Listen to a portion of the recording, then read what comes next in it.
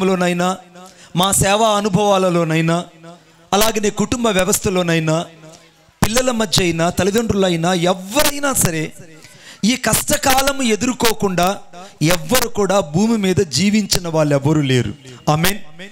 కష్టకాలం తెలియకుండా నేను బాగున్నాను అని చెప్పే వాళ్ళు ఎవ్వరు లేరు.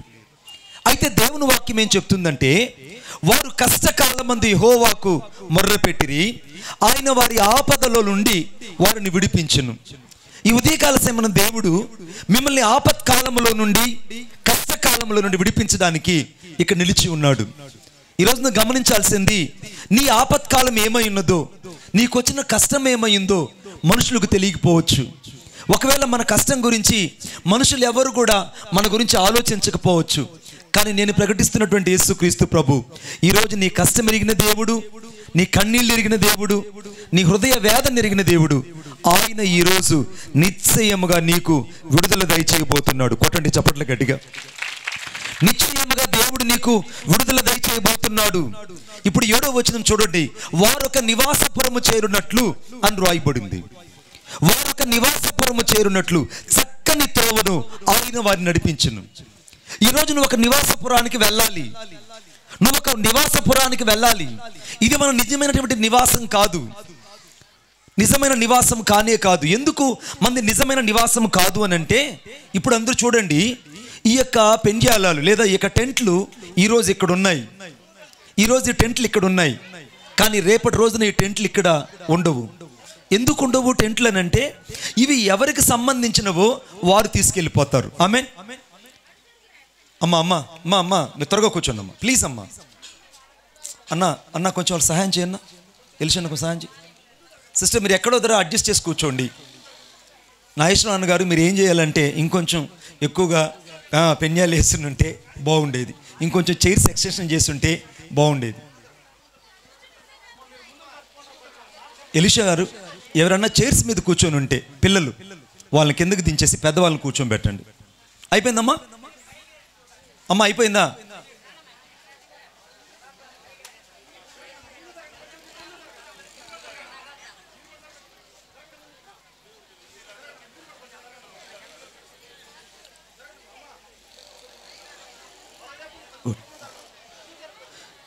సాంగ్ బుక్ ఒకటి అన్న, ఈ లోపల సెట్ అవుతారు అందరూ.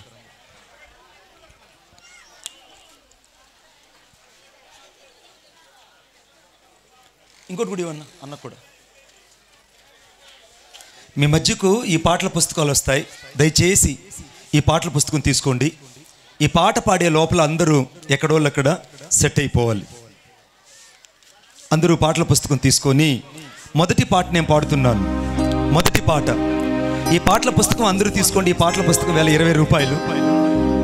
అన్న 2-3 పంపించన్న, ఒక ఆడపిల్లకి పంపించు, ఒక చిన్న ఆడపిల్లకి పంపించు, తీసుకెళ్ళాను.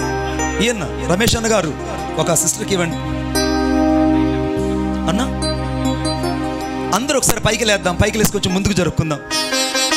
పరిశుద్ధాత్ముడా నిన్నే ప్రేమించానయ్యా, పరిశుద్ధాత్ముడా నా శక్తిమంతుడా, పరిశుద్ధాత్ముడా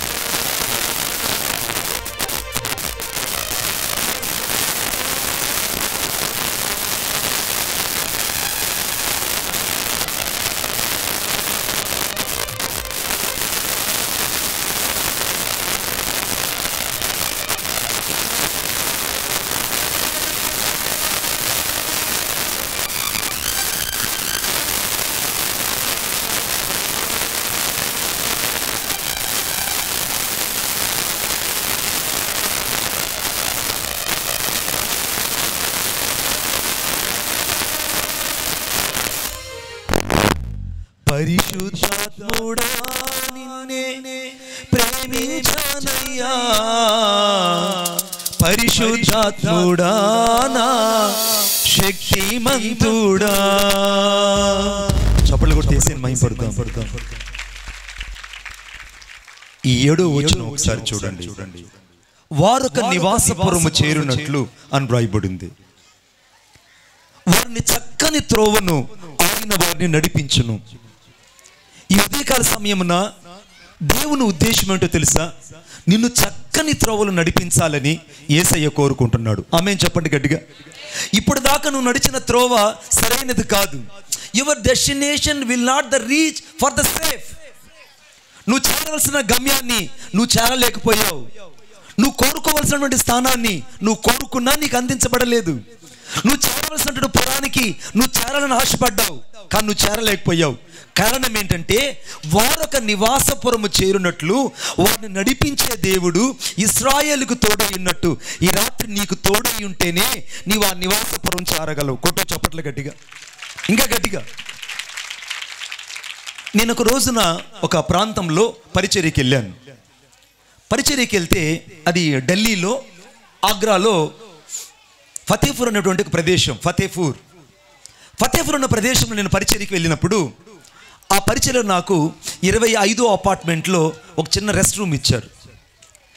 నేను 25వ అపార్ట్మెంట్లో రెస్ట్ రూమ్లో ఉంటే సరిగ్గా సాయంత్రం పూట ఒక యవనస్తుడు పరిగెత్తుకొని వచ్చి, అన్నా మరి ఆ ఎదురు అపార్ట్మెంట్లో ఎన్క్లేవ్లో అపార్ట్మెంట్లో ఒక ఫైర్ యాక్సిడెంట్ అయ్యింది. ఆ ఫైర్ యాక్సిడెంట్లో ఒక ఆమె కాలిపోయింది. ఆమె శరీరం అంతా కాలిపోయింది. గ్యాస్ సిలిండర్ లీక్ అయ్యింది. శరీరం అంతా కాలిపోయింది. ఆమె బ్రతకడానికి ఏమాత్రం కూడా ఛాన్సెస్ లేవు. పైపెచ్చి ఆమె నిండు గర్భవతి, 9 నెలల గర్భవతి. ఆమె చాలా ప్రాణాపాయంలో ఉన్నది. హాస్పిటల్లో జాయిన్ చేశారు. ఆమె పరిస్థితి కడుహీనంగా ఉంది, దయచేసి ప్రార్థన చేయండి అని చెప్పారు. నేను చాలా బాధపడ్డాను. సరే నేను ప్రార్థన చేశాను. ఆ రోజు సాయంత్రం మీటింగ్కి వెళ్ళాను. మీటింగ్లో వాక్యం చెప్పాను. ఇలాగనే ఫతేపూర్ ఢిల్లీలో ఫైరదాబాద్లో మీటింగ్ జరిగాయి. మీటింగ్లో వాక్యం చెప్పి ఆ రాత్రి నేను వచ్చాను. సరిగా నిద్ర లేదు. ఎందుకంటే నాకు గడిచిన సాయంత్రం నాతో చెప్పిన కుర్రోడు వచ్చి నాకు ఏ సమాచారం చెప్తాడని నేను ఎదురు చూస్తున్నాను. సరిగ్గా వాడు ఉదయకాల సమయం 10 గంటలకు వచ్చాడు. వస్తానే అయ్యా అన్నాడు. నేను అన్నాను, అరే బాబు, నిన్నటి రోజు నాకు ఒక విషయం చెప్పావు.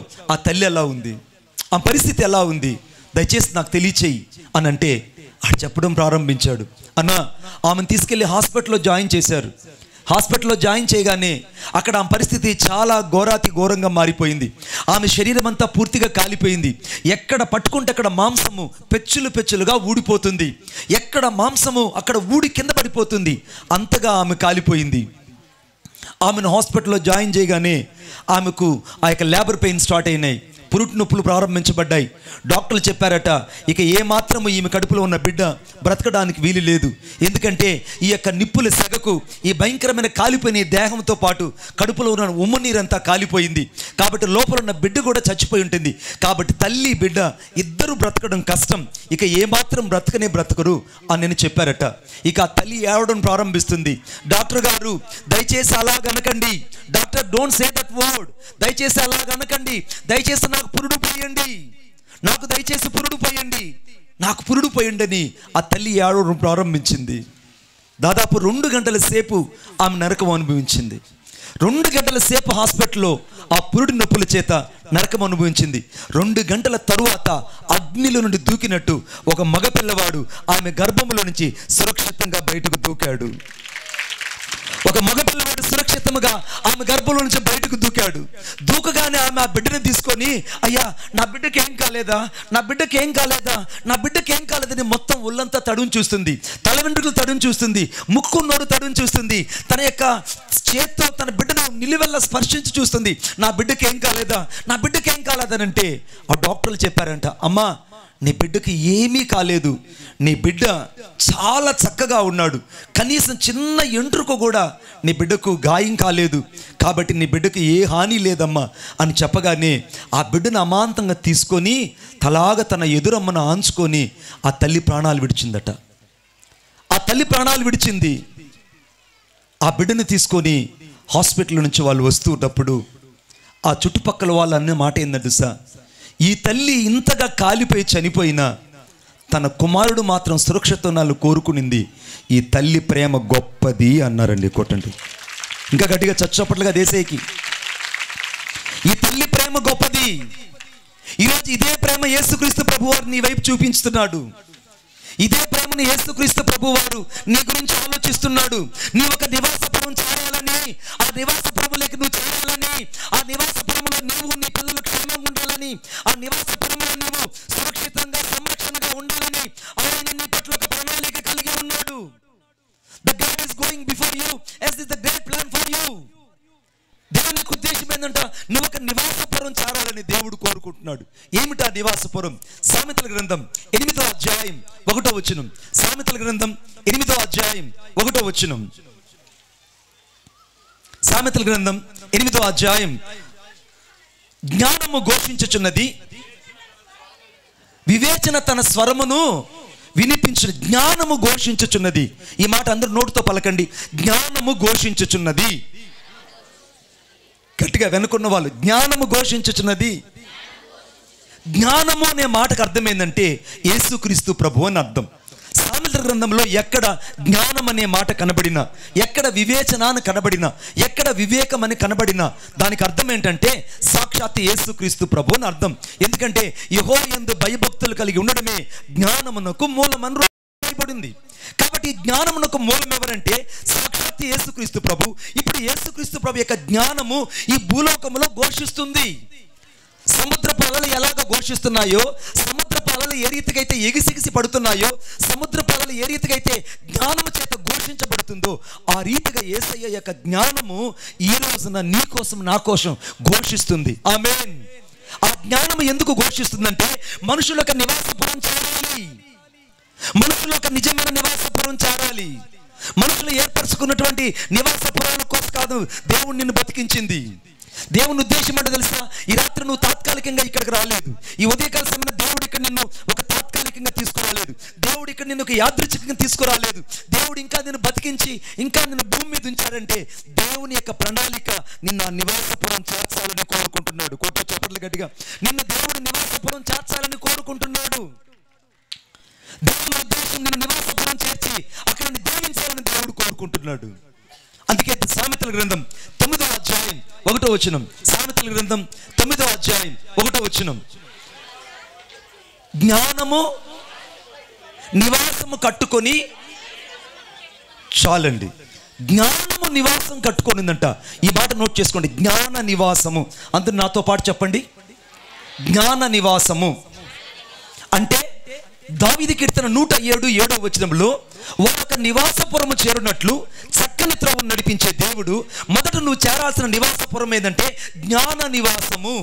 It is the wisdom of the glen and well the place you will be reach. మనుషున్నవాడు తన జ్ఞానాన్ని బట్టి దేవుని యొద్దకు చేరుకోలేడు. తన జ్ఞానాన్ని బట్టి మనుషుడు దేవుని యొద్దకు చేరుకోలేడు. తన మతాన్ని బట్టి, తన ఖ్యాతిని బట్టి, తన ఘనతను బట్టి, తన యొక్క జ్ఞానం బట్టి మనుషుడు దేవుని యొద్దకు చేరుకోలేడు. మనుషుడు మట్టి మనుషుడు. మీకు ఒక అద్భుతమైన మాట చెప్తాను నేను. కరోనా వచ్చింది. ఎంత భయంకరంగా కరోనా వచ్చిందో మనకే తెలుసు. ఇప్పుడు మళ్ళా వచ్చిందట. ఈ కరోనా వచ్చినప్పుడు చాలామంది కుప్పలు తెప్పలుగా చచ్చిపోయారు. చాలామంది మనకు తెలిసిన వాళ్ళు చనిపోయారు, బంధువులు చనిపోయారు. బిడ్డ, అంతమంది చనిపోయిన తరువాత దేవుడు ఇంకా నిన్ను నన్ను సజీవ లెక్కలో ఉంచాడు అంటే దాని అర్థము మనం తీసుకున్న ప్రికాషన్స్ కాదు, మనం వేసుకున్న మాస్కులు కాదు, మనం వేసుకున్నటువంటి మల్టీవిటమిన్ లేదా వ్యాక్సిన్స్ కాదు నేను బతికించింది. ఇంకా దేవుని కృప మనము సజీవులై ఉండి ఆయన నివాసపురం ప్రజలను చేర్చాలని దేవుడు ఇంకా మనల్ని బతికించి భూమి మీద ఉంచాడు. కొట్ట చప్పట్లు గట్టిగా, ఇంకా గట్టిగా. నువ్వు ఇంకా బతుకున్నావంటే కేవలం దేవుని కృప. నువ్వు ఇంకా దేవుని జ్ఞాపకాల్లో ఉన్నావు కాబట్టే ఈ భూమి మీద నీకు జ్ఞాపకార్థ ఫ్లెక్సీ ఇంకా భూమి మీద వేయలే. ఆమేన్. అర్థమవుతుందని చెప్పేది. నువ్వు ఇంకా దేవుని జ్ఞాపకాలలో ఉన్నావు కనుకునే నీకు భూమి మీద ఎక్కడ పోయి ఫ్లెక్సీ వేసుకొస్తాం మనం? ఎక్కడికి వెళ్తాం అన్నయ్య? ఏమన్నా అన్న ఎక్కడికి వెళ్తాం? కురిచేడుకి వెళ్ళి ఫ్లెక్సీ వేసుకొని వచ్చారని దాని అర్థం ఏంటి? వీడికి భూమి మీద జ్ఞాపకాలు చెల్లిపోయా అని అర్థం.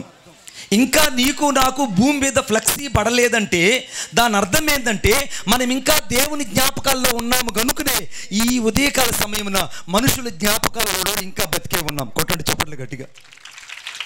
ఇప్పుడు దేవుని ఉద్దేశం ఏంటంటే దేవుని జ్ఞాపకాలు ఉన్న మనుషుల్ని ఒక నివాసపురం చేరాలనుకుంటున్నాడు. ఆ నివాసపురం ఏంటంటే జ్ఞాన నివాసము. అది మనుషుని జ్ఞానంతో కూడింది కాదు. నాకు ఆశ్చర్యం వేసింది ఇక్కడికి వచ్చిన వెంటనే. ఏదో ఒక తెలియని బాంధవ్యం, ఒక తెలియని ఆప్యాయత కనపడింది. ఇక్కడ రాగానే నా దగ్గరకు ఒక బ్రదర్ పరిగెత్తుకొని వచ్చాడు. మణిబాబు గారు మీకు ఒక విషయం చెప్పాలి అన్నాడు. ఏంటనంటే ఇక్కడ ఈ దేకనకొండలో మీ బంధువులు మీ ఇంటి పేరిటోళ్ళు ఉండాలని చెప్పారు. నేను ఆశ్చర్యపోయాను. Really I'm surprising. నేను ఆశ్చర్యపోయాను.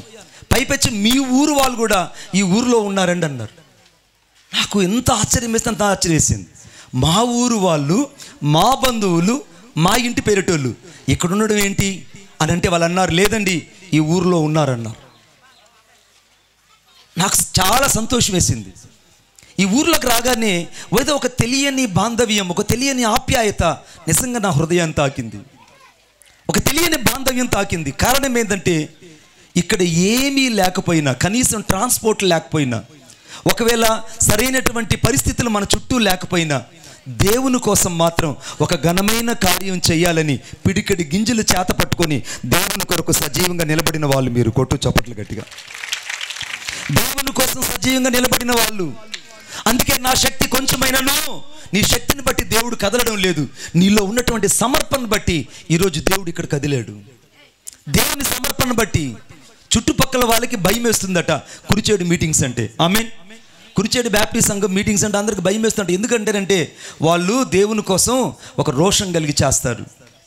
అంటే నీకు జ్ఞానం ఉందని చుట్టుపక్కల వాళ్ళకి అర్థమైంది. ఆమేన్. నీకు జ్ఞానం ఉందని, నువ్వు జ్ఞాన నివాసపురానికి ప్రయాణమయ్యావని మనుషులకు అర్థమైంది. ఈ యొక్క ఉదయకాల సమయంలో చాలా మందికి జ్ఞానం గురించి అర్థం కాకపోతే ఆ జ్ఞానమే యేసుక్రీస్తు ప్రభు. నేను కూడా అజ్ఞాన తిమిరాంధకారంలో ఉన్న వ్యక్తిని. నేను చెప్పాను కదా గడిచిన రాత్రి, నేను ఒక భయంకరమైనటువంటి విగ్రహారాధికుణ్ణి. అంతకంటే నాకు యేసుక్రీస్తు ప్రభు వారు తెలియదు. ఎక్కడ చూస్తున్న విభూతి రేఖలు, అష్టదిగ్బంధమైన తాయితులు, నా శరీరం అంతా పైచాచికమైన శక్తులు, ఎక్కడ చూస్తున్న రక్షరేఖలు నా శరీరం అంతా తాండవించేటివి. ఇంతటి నిశ్చయాలు కలిగిన నేను ఉదయకాల సమయం ప్రాతకాలం లేచి, అనగా అరుణోదయం లేచి ఆ స్వర్ణముఖి నది దగ్గర నిలబడి ఈ శ్లోకాన్ని చెప్పుకునేవాడు నేను. అంబస్య నారే భువన్నస్య నకస్య నహావృష్టి నహోతో నహీయాన్ సర్వేశ్వరం సర్వశేహం ఏషం సర్వేషం ఏషం సర్వస్య యశోంతర్యామేషాయేని ఓం శ్రీ మృదుమసేహాయ నమః. అంబస్య నారే భువన్నస్య నకస్య. ఈ శ్లోకాన్ని ఎవరైతే 1000 సార్లు చెప్తారో వారు మోక్షానికి లేదా మోక్షానికి వెళ్తున్నటువంటి ప్రతీకత నేడు అక్కడ ఉంది. స్త్రీ అంటే సాలిపురుగు, కళ అంటే సర్పము, హస్తి అంటే ఏనుగు. అంతటి దక్షిణ కాశీలో పుట్టిన నేను నా అజ్ఞాన తిమిరాంధకారంలో ఉన్నాను. నిజమైన జ్ఞానం ఏంటో నాకు తెలియదు. ఆ జ్ఞాన నివాసపురం ఏంటో నాకు తెలియదు. ఆ జ్ఞానం ఎందుకు ఎలా వెళ్ళాలో నాకు తెలియదు. నేను నేర్చుకున్నదే జ్ఞానం అనుకున్నాను, నేను కలిగి ఉన్నదే జ్ఞానం అనుకున్నాను, నేను ఆచరించేదే జ్ఞానం అనుకున్నాను. కానీ దానికంటే మరొక శ్రేష్టమైన జ్ఞానం ఉన్నది. ఆ జ్ఞానమే నజరేయుడైన యేసుక్రీస్తు ప్రభువు. ఆ జ్ఞానమే యేసుక్రీస్తు ప్రభువు. ఈ రోజున ఎంతటి అజ్ఞానంలో ఉన్నా నేను జ్ఞాన నివాసపురము చేర్చడానికి యేసుక్రీస్తు ప్రభు ఇక్కడ నిలిచి ఉన్నాడు. ఈ చివరి రోజు కూటములోనైనా యేసుకు నీ హృదయాన్ని ఇవ్వు. నువ్వు ఇంకా రక్షణ నిర్లక్ష్యం చేసుకుంటుంటే నీ హృదయాన్ని యేసుకి ఇవ్వు. ఇంకా నువ్వు మానవ మనసు పొందకపోతే నీ హృదయాన్ని యేసుక్రీస్తు ప్రభుకి ఇవ్వు. ఇంకా నువ్వు బాప్తిసం వాయిదా వేసుకుంటుంటే నువ్వు బాప్తిసాన్ని వాయిదా వేసుకోకుండా దేవునికి నీ హృదయాన్ని ఇవ్వు. ఎందుకంటే జ్ఞాన నివాసపురము చేరాలని చక్కని త్రోవ నడిపించడానికి దేవుడు ఈ చివరి రోజు కూటములో నిలిచి నేను నడిపించడానికి యేసయ్య ఇక్కడికి దిగి వచ్చాడు. కోట చప్పట్లు గట్టిగా. 2 యోహాను రాసిన సువార్త 14వ అధ్యాయం 2వ వచనం. The John chapter 14 verse 2. యోహాను రాసిన సువార్త 14వ అధ్యాయం 2వ వచనం. నా తండ్రి ఇంట అనేక నివాసములు కలవు, లేని ఎడల మీతో చెప్పుదును, మీకు స్థలము సిద్ధపరచు వెలుచున్నానని రాయబడింది. ఈ సమయంలో దేవుని యొక్క ఉద్దేశము నిన్ను దేవుడు ఒక నిజమైనటువంటి స్థలానికి చేర్చాలని దేవుడు కోరుకుంటున్నాడు. దేవుని ఉద్దేశం ఏంటంటే నువ్వు ఒక చక్కనైనటువంటి నివాసపురం చేరాలని. తండ్రి అంటే అనేక నివాసాలు కలవు. రెండవది తండ్రి నివాసము. చెప్పండి రెండవది ఏంటండి? మొదటిదేమో జ్ఞాన నివాసం. చెప్పాలి గట్టిగా. తెలుగు తెలియమా? எங்களுக்கு தமிழ் தெரியும், హిందీ தெரியும், ఇంగ్లీష్ தெரியும், తెలుగు தெரியும். తెలుగు వచ్చుగా మీకు? తెలుగుది వచ్చుగా? చెప్పండి. మొదటి జ్ఞాన నివాసము. పక్కన వాళ్ళకి చెయ్యండి. నేను చేరాల్సిన నివాసము చెప్పాలి. నేను చేరాల్సిన నివాసము జ్ఞాన నివాసము. అది దేవుని జ్ఞానముతో కూడింది. అక్కడికి మాత్రమే నేను చేరాలి. ఆమేన్. రెండోది తండ్రి నివాసం. తండ్రి నివాసం అంటే యోహాను రాసిన సువార్త 14వ అధ్యాయం 2వ వచనం రాయబడింది, నా తండ్రి అంటే అనేక నివాసములు కలవు, లేని యెడల నేను మీతో చెప్పుదును, మీకు నేను స్థలము సిద్ధపరచ వెళ్ళుచున్నాను. నేను వెళ్ళి మరలా వచ్చి మిమ్మల్ని తీసుకొని పోలాగున నేనున్న స్థలంలో మిమ్మల్ని తీసుకెళ్తానని ఆయన వాగ్దానం చేశాడు. ఈ సమయంలో దేవుని ఉద్దేశం ఏంటంటే తెలుసా? తండ్రి నివాసం లేక నువ్వు వెళ్ళాలని కోరుకుంటున్నాడు. ప్రతి ఆడబిడ్డ అందరూ వైపు చూడండి. ఆడబిడ్డకి రే బాబు బాబు ప్లీజ్ ప్లీజ్ ప్లీజ్ ప్లీజ్ మా అమ్మ కదా. ప్రతి ఆడబిడ్డకి అత్తగారింటికి వెళ్ళేటప్పుడేమో ఆమెడ దూరం అడుగులు పడతాయి. ఆమేన్. ఎంత పడతాయి అడుగులు? ఆమెడ దూరం పడతాయి. అదే తండ్రి ఇంటికి పుట్టినింటికి వెళ్ళాలనంటే ఎంత వేగంగా పరిగెడుతుందంటే బిడ్డ అంత వేగంగా పరిగెడుతుంది. ఎందుకు పరిగెడుతుందంటే తండ్రి ఇంట్లో తన జ్ఞాపకాలన్నీ అక్కడ భద్రపరచబడ్డాయి. ఆమేన్ చెప్పండి గట్టిగా. ప్రతి ఆడబిడ్డకి తల్లి ఇల్లు అంటే చాలా ఇష్టం. ఎందుకు ఇష్టం అనంటే ఈ భర్త ఎన్ని తీసుకొచ్చి తన ముందు పెట్టినా ఆ తండ్రి చూపించే ఒక్క ప్రేమకు ఏవి సాటి రావండి. కొట్టండి చప్పట్లు గట్టిగా. ఎందుకు అంత ప్రేమనంటే తండ్రి ఇంట్లో ఒక నివాసం ఉన్నది. నీవు నేను చేరవలసిన నివాసము అది భూ సంబంధమైనది కాదు బిడ్డ. నేను చేరవలసింది ఓ తండ్రి మన తండ్రి పరలోకములో ఉన్నాడు. ఆ తండ్రి పరలోకపు నివాసములకి నీ వెళ్ళాలని, ఆ నిత్యత్వ ప్రయాణంలో నువ్వు ప్రయాణించాలని ఈ ఉదయకాల సమయంలో దేవుడు కోరుకొని నిన్ను అక్కడ చేర్చాలని కోరుకుంటున్నాడు. ఇది మట్టి దేహం. ఇది మట్టి దేహం. ఈ మట్టి దేహానికి మనుషులు పర్ఫ్యూమ్ రాస్తారు, స్నో రాస్తారు, సోపులు రాస్తారు, అన్నీ రాస్తారు. వీడు సౌందర్యంగా ఉండాలని, నువ్వు నల్లగా ఉన్నా తెల్లగా ఉన్నా, అర్థమైందా, ఎలాగ ఉన్నా నువ్వు చక్కగా ఉండాలని కోరుకుంటాడు. కానీ ఇదే శరీరం, ఈ ఆత్మ నీలో నుంచి వెళ్ళిపోయిన తరువాత ఇది గంటకే పురుగులు పట్టడం ప్రారంభిస్తుంది. గంటకే నేను ఫ్రిడ్జ్ బాక్స్లో పెట్టడం ప్రారంభిస్తుంది. గంటకే మనుషులు నేను అసహించుకోవడం ప్రారంభిస్తుంది. అప్పటిదాకా పేరు పెట్టి పిలిచిన ఈ లోకము నీకు పెట్టే పేరు ఏంటంటే శవము అంటారు. It's a dead body. It's called the dead body. The funeral function is started to your life when he has died. నువ్వు చనిపోయిన తర్వాత మన జీవితంలో మనకు పెట్టే పేరు ఏంటంటే శవము అంటారండి. అంటే నువ్వు ఈ భూలోక వాసివి కాదని అర్థము. ఆమేన్. అర్థమవుతుందని చెప్తుంది. నీవు ఈ భూలోక వాసివి కాదు బిడ్డ. నువ్వు ఎక్కడి నుంచో వచ్చావు, తిరిగి మళ్ళీ అక్కడికి వెళ్ళిపోవాలి. ఆమేన్. నువ్వు ఎక్కడి నుంచో వచ్చావు. మీకు అద్భుతమైన మాట చెప్తాను. ఈ పెండియాల లేదా ఈ టెంట్లన్నీ మనం బాడుకు తీసుకొచ్చాం. ఈ టెంట్లు బాడుకు తీసుకొచ్చాం. రేపు ఉదయాన మనం వచ్చి అయ్యా ఈ టెంట్లన్నీ మా ఊరివి, మా చర్చివి అని అంటే ఆ టెంట్ వాళ్ళు ఇస్తారా? మనకు ఇస్తారా అండి? ఏమంటారు వాళ్ళు?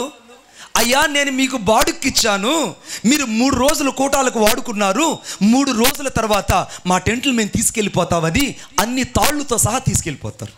అవునాకా చెప్పండి? తీసుకెళ్తారు లేదా? అంటే ఇవి కేవలము బాడుకు మాత్రమే వచ్చాయి. ఈ ఉండవలసిన స్థలం ఇది కాదు, ఇంకొకటి ఉన్నది. ఈ తాత్కాలికమైన శిథిలమైన గుడారాలు ఇవి. నీ శరీరము నా శరీరము ఒక తాత్కాలికమైన శిథిలమైన గుడారాలు. ఈ మత్యమైనటువంటి గుడారములకి అమర్త్యత రావాలంటే, క్షేత్ర ధరించుకోవాలంటే నీవు ఈరోజు యేసయ్య రక్తంతో కడగబడినప్పుడు, యేసును రక్షకుడుగా అంగీకరించినప్పుడు, యేసయ్యతో కలిసి నడిచినప్పుడు, యేసయ్యతో కలిసి జీవించినప్పుడు, యేసయ్యతో కలిసి సంచరించినప్పుడు నువ్వు చేరేటువంటి నివాసం ఏంటంటే తండ్రి నివాసం లేక చేరతావు. కొట్ట చప్పట్లు గట్టిగా. తండ్రి నివాసం లేక చేరతావు. నేను 2 విషయాలు చెప్పాను. 1 జ్ఞాన నివాసము, 2 తండ్రి నివాసం. 3 చూద్దాం, నాతో పాటు చూడండి. ప్రకటన గ్రంథం 21వ అధ్యాయం 3వ వచనం. ప్రకటన గ్రంథం 21వ అధ్యాయం 3వ వచనం. అప్పుడు ఇదిగో దేవుని నివాసము, చాలు బిడ్డ, దేవుని నివాసము మనుషులతో కూడా ఉన్నది. అందరూ బైబిల్ చూసుకుంటారు. ఇంకా ప్రకటన గ్రంథం 21వ అధ్యాయం 3వ వచనం. ప్రకటన గ్రంథం 21వ అధ్యాయం 3వ వచనం. దేవుని నివాసము మనుషులతో కూడుందట. ఇది దేవుని నివాసం. మొదటిదేమో జ్ఞాన నివాసం, 2 తండ్రి నివాసం, 3 దేవుని నివాసం. దేవుని నివాసం లేకి మనుషులు వెళ్ళాలి. ఆమేన్. దేవుని నివాసంలోకి మనుషులు వెళ్ళాలి. దేవుని ఉన్న చోటికి మనుషులు వెళ్ళాలి. మనుషులు ఉన్న చోటికి దేవుడు వచ్చాడు. కొట్టు చప్పట్లు గట్టిగా. మనుషులు ఉన్న చోటికి దేవుడు వచ్చాడు. అందుకే దేవుని నివాసము మనుషుల మధ్య ఉన్నది. పరలోక రాజ్యానికి వెళ్ళాలనంటే అక్కడ కులము, మతము, రంగు, భేదము ఏది అక్కడ ఉండదు. ఎవరైతే యేసుక్రీస్తు రక్తం చేత కడగబడతారో, ఎవరైతే యేసు తన సురక్షకుడిని అంగీకరిస్తారో, ఎవరైతే యేసుకు హృదయాన్ని ఇస్తారో, యేసు కొరకు ఎవరైతే సాక్షిగా జీవిస్తారో, యేసు కొరకు ఎవరైతే కడమట్టుకు తన ప్రాణాలను ప్రేమించగా క్రీస్తుని ఎక్కువగా ప్రేమిస్తారో, వారు ఆ గమ్యంలోకి లేదా దేవుని నివాసములోకి చేర్చబడతారు. ఆమేన్ చెప్పండి. ఇంకొకసారి గట్టిగా చెప్పండి. ఇప్పుడు నీవు నేను చేరాల్సిన నివాసం ఏంటంటే దేవుని నివాసంలోకి వెళ్ళాలి. అంటే పరలోకములోకి వెళ్ళాలి. అంటే నువ్వు ఒక నివాసపురము చేరునట్లు నేను చక్కని త్రోవ నడిపించడానికి దేవుడు ఇక్కడికి వచ్చాడు. నేను 3 నివాసాలు చూపించాను. 1 జ్ఞాన నివాసము, 2 తండ్రి నివాసము, 3 దేవుని నివాసం. 4 చూద్దాం. కొరింథీయులకు రాసినటువంటి పత్రిక ద ఫస్ట్ 2 కొరింథియన్స్ 2 కొరింథీయులకు రాసిన పత్రిక 5వ అధ్యాయం 2వ వచనం. మనము దిగంబరులము కాక వస్త్రము ధరించుకున్న వారమై కనబడుదుము. కాబట్టి పరలోకములో నుండి వచ్చు మన నివాసము దీనిపైన ధరించుకొన అపేక్షించుచున్నాము. ఆమేన్ చెప్పండి గట్టిగా అందరూ. అందరూ ఒకసారి నా వైపు చూడండి అందరూ. ఇప్పుడు పరలోకంలో నుండి వచ్చే ఒక నివాసం అంట ఈ యొక్క శరీరం మీద ధరించుకోవాలట. మీకు అర్థమయ్యేటట్టు చెప్తాను. నేను శ్రీహరికోటలో ఎప్పుడు నేను షార్కి వెళ్ళి అక్కడ సెమీ కాన్ఫరెన్స్లో దేవుని వాక్యం చెప్తా. శ్రీహరికోటలో సైంటిస్టుల మధ్య సెమీ కాన్ఫరెన్స్లో వాక్యం చెప్తే ఆ సైంటిస్టులు ఒక మాట అంటారు. ఏమంటారంటే, ఇక్కడ వేసుకున్నటువంటి ఈ యొక్క వస్త్రాలు వేసుకొని మన స్పేస్లోకి వెళ్తే, అంతే అంతరిక్షంలోకి వెళ్తే అక్కడ మనిషి 1 నిమిషం కూడా బతకలేడు. ఆమేన్. 1 సెకండ్, ఎంత 1 మిల్లీ సెకండ్ కూడా బతకలేడు. అక్కడికి వెళ్ళాలంటే అక్కడ ఒక రకమైన స్పేస్ షూట్ వేసుకోవాలి, పెద్ద మాస్క్ వేసుకోవాలి, ఓ పెద్ద డ్రెస్ వేసుకోవాలి, తర్వాత షూ కూడా వేరేదిగా ఉంటుంది. వేసుకునే మాస్క్ కానీ, డ్రెస్ కానీ, అపీరెన్స్ కానీ ప్రతిదీ అక్కడ మారిపోవాలి. అంటే భూలోకములు వేసుకున్నటువంటి ఈ బట్టలు అంతరిక్షంలో వేసుకొని వెళ్తే మనుషులు బతకరు. ఆమేన్. అర్థమవుతుంది చెప్పేది? సరే. ఇప్పుడు 2 అంతరిక్షంలో వేసుకున్నటువంటి ఆ షూట్ను వేసుకొని మనం ఈ దేకనకొండ రాత్రిపూట దారిలో నడిచామనుకోండి, కుక్కలు మిమ్మల్ని బతకనిస్తాయా? చెప్పండి అదా? అంతరిక్షంలో వేసుకున్న ఆ షూట్ వేసుకొని నేను దేకనకొండలో నేను ఫంక్షన్కి వెళ్ళాలి అనుకో, నువ్వు ఆ షూట్ వేసుకొని నువ్వు ఈ వీధిలో తిరిగామనుకోండి, ఈ వీధిలో కుక్కలు బతకనిస్తాయా?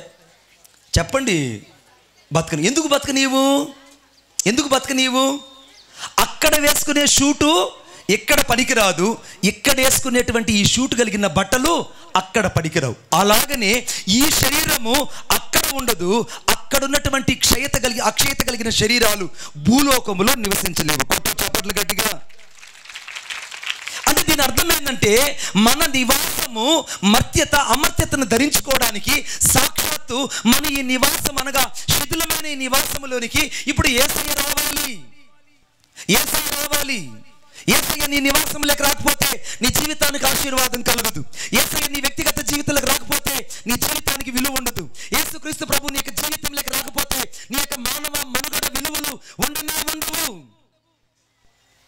దేవుని ప్రేమ నిన్ను వెతుకుతుంది. ఈరోజు నేను 4 నివాసాలు చెప్పాను. 1 జ్ఞాన నివాసము, 2 తండ్రి నివాసము, 3 దేవుని నివాసము, 4 పరలోక నివాసము. ఆమేన్. ఇప్పుడు మన నివాసం ఎక్కడుంది? భూమి మీద ఉందామా? ఆస్తులు కొనుక్కొని, ఇళ్ళు కట్టుకొని, పొలాలు కొనుక్కొని, ఇల్లు వాకలు సంపాదించుకొని, పిల్లల కోసం, ఆస్తుల కోసం, వాటి కోసం, వీటి కోసం పాకులాడితే ఎవ్వరూ నీతో పాటు రారు. ఆమేన్. ఎవరెవరో ఎదురవుతుంటారు, ప్రాణానికి నా ప్రాణం అంటారు. ఎవరెవరో ఎదురవుతుంటారు. చప్పట్లు.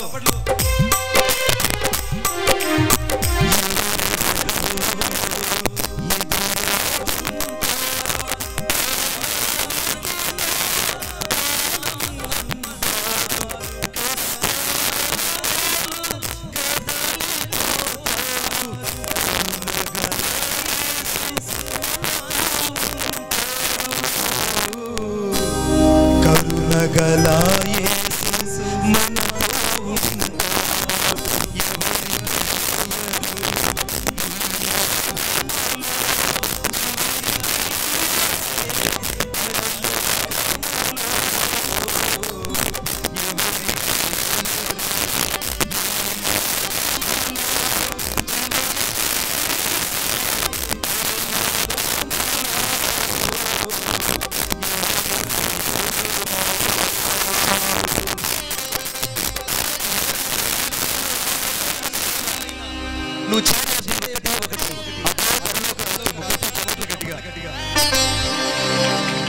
బాగా ఆస్తులు సంపాదించుకున్నాడు, ఐశ్వర్యం సంపాదించుకున్నాడు, భూమి మీద అన్ని సంపాదించుకున్నాడికి మిగిలేది ఏది మిగలదు. మీకు ఒక మాట నేను చెప్తాను.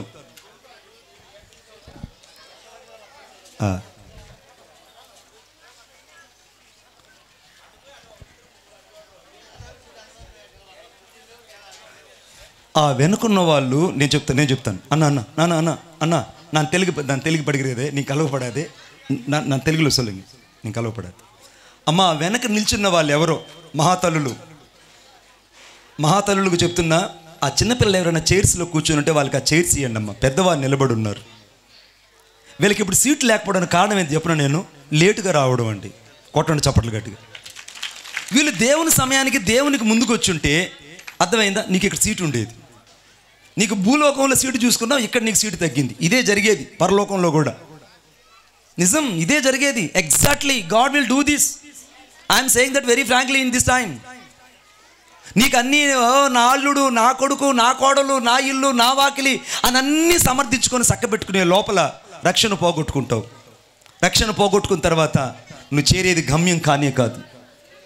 ఇప్పుడు గమనించండి. ఇప్పుడు నివాసపురం చేరాలి. రెండవ చెప్తున్నాను చూడండి నాతో పాటు. 14వ వచనం, 107వ దావీదు కీర్తన 14వ వచనం, 107. The Psalm 107 verse 14. వారి కట్లను తెంచివేసి చీకట్లో నుండి మరణాంధకారములో నుండి వారిని రప్పించెను. చాలన్న. మొదటిదేమో విడిపించే దేవుడు. అందరూ చెప్పండి గట్టిగా, విడిపించే దేవుడు. ఎందుకంటే ఆ యొక్క 7వ వచనంలో ఆయన వారి కష్టకాలంలో నుండి వారిని విడిపించడానికి దిగి వచ్చిన దేవుడు కనపడ్డాడు. రెండవది, ఆయన వారి కట్లను అనగా వారి కట్లను తెంచివేసి చీకట్లో నుండి మరణాంధకారంలో నుండి వారిని రప్పించెను. రెండవదిగా రప్పించిన దేవుడు. ఆమేన్ చెప్పండి గట్టిగా. రప్పించిన దేవుడు. తెలుగులో చెప్పండి, నన్ను రప్పించిన దేవుడు, నన్ను రప్పించిన దేవుడు. మీకు అద్భుతమైన మాట చెప్తాను నేను, గమనించండి. కొంతమంది కట్ల చేత బంధించబడి ఉంటారు. కొంతమంది కట్ల చేత బంధించబడి ఉంటారు. ఆ కట్లు ఎలా ఉంటాయంటే, కొంతమంది మనుషులు వేసుకున్న కట్ల చేత బంధించబడి ఉంటారు. కొంతమంది చేతబడి కట్ల చేత బంధించబడి ఉంటారు. కొంతమంది వ్యభిచార కట్ల చేత బంధించబడి ఉంటారు. కొంతమంది తాగుడు కట్ల చేత బంధించుంటుంటారు. కొంతమంది సీరియల్ కట్ల చేత బంధించబడి ఉంటారు. మనుషులు రకరకాల కట్ల చేత బంధించబడి ఉన్నారు. నేను బంధించబడలేదు అనేవాళ్ళు ఎవ్వరు లేరు. బంధించబడకుండా ఇంతవరకు ఎవడు కూడా భూమి మీద లేదు. ప్రతి హృదయం ఏదో ఒక బలహీనతలో బంధించబడి ఉంది. ప్రతి మనుషుడు ఏదో ఒక బలహీనతలో బంధించబడ్డాడు.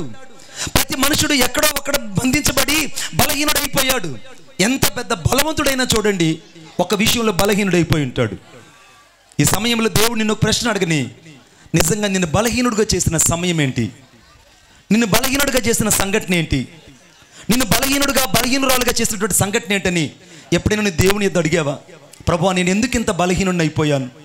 ఒకప్పుడు బలవంతుడుగా ఉన్న నీవు ఒకప్పుడు నువ్వు ప్రార్థన చేస్తే ఎంతగానో కన్నీరు మున్నీరుగా నీ ఇల్లంతా సువాసన వచ్చేది. ఆమేన్. ఒకప్పుడు మనం ఆ రోజుల్లో ప్రార్థన చేస్తే కన్నీరు మున్నీరుగా ఇల్లంతా కన్నీటి సువాసన చేత, పరిమళ వాసన చేత నింపబడేది. కానీ మనుషులకి ఈ రోజుల్లో కన్నీటి ప్రార్థన పోయింది. జీవితాలలో భక్తిహీనత వచ్చింది. మనుషులు పైన భక్తి కలిగి దేవుని శక్తిని ఆశ్రయించిన వ్యక్తులు అయిపోయారు. మనుషులు ఎలా తయారైపోయారంటే కేవలం వారి జీవితాలలో యేసుని ఎరిగి కూడా యేసు లేనట్టుగానే బతుకుతున్నారు. ఈ ఉదయకాల సమయంలో ఏ కట్ల చేత నువ్వు బంధించబడి ఇక్కడ కూర్చుని ఉన్నావో ఆలోచించు. ఈ వాక్యం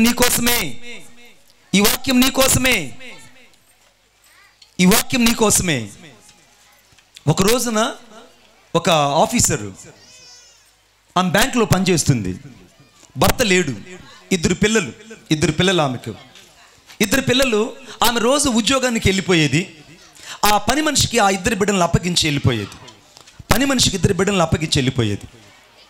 సరే, వెంటనే ఆ పని మనిషి వాళ్ళిద్దరికీ అన్నం తయారు చేసి, అర్థమైందా, వాళ్ళకి పాలు పెరుగు అన్నీ సిద్ధం చేసి వాళ్ళకి పెట్టేది. సాయంత్రం పూట ఈ తల్లి వస్తే వాళ్ళ తల్లితో ఆడుకుని, ఎందుకంటే ఆ తల్లి ఆ బిడ్డలను చూసుకునే టైం లేదు కాబట్టి ఒక పని మనిషిని పెట్టుకునింది. మరణం ఎలా వస్తుందో మనిషికి తెలియదు. మనిషికి మరణం ఎలా వస్తుందో తెలియదు. మనిషికి కట్లు ఎలాగ బంధించబడతాయో మనుషుడికి తెలియదు. ఏ కట్ల చేత మనుషుడు బంధించబడ్డాడో, ఏ కట్ల చేత మానవుడు సంసిద్ధుడు కాలేక విడిపించబడలేక బలహీనుడైపోయాడో, బలవంతుడు సైతం బలహీనుడైపోయి వాటి నుంచి విడిపించబడలేక ఈ మనుషుడు ఎంతగా విలువెల్లాడుతున్నాడో ఎరిగిన హృదయానికి తప్ప మరెవరికి తెలియదు. ఈ ఉదయకాల సమయంలో చాలా మంది ఇక్కడ బంధించబడిన వాళ్ళు ఇక్కడికి వచ్చారు.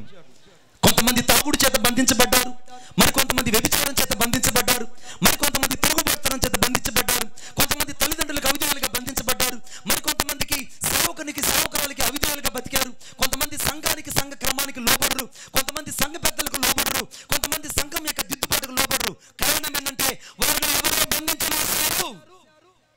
నిన్ను ఏవో కొన్ని కట్లు బంధించేసేయి. అవి నీ ఆత్మకు బట్టిన దరిద్రతో, లేకుంటే నీ మస్తిష్కంలో పేరుకుపోయినటువంటి పాపము, లేకుంటే నీ వ్యక్తిగత జీవితానికి విడుదల లేని స్థితితో నీకు మాత్రమే తెలుసు.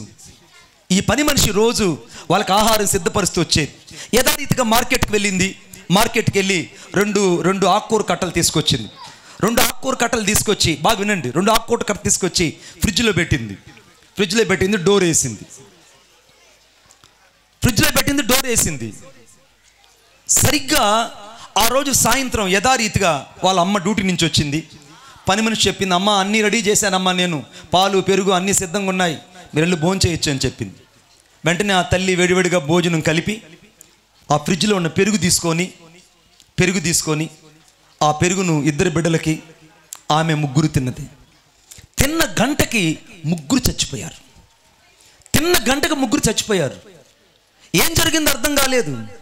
మర్నాడు పని మనిషి వచ్చేటప్పటికి 3 విగత జీవులే పడిపోయి ఉన్నారు ఇంట్లో. పోలీసులు వాళ్ళు వచ్చారు. ఏం జరిగిందని చూస్తే ఆ ఇల్లంతా ఎతికారు. వాళ్ళకి ఏం అర్థం కాల.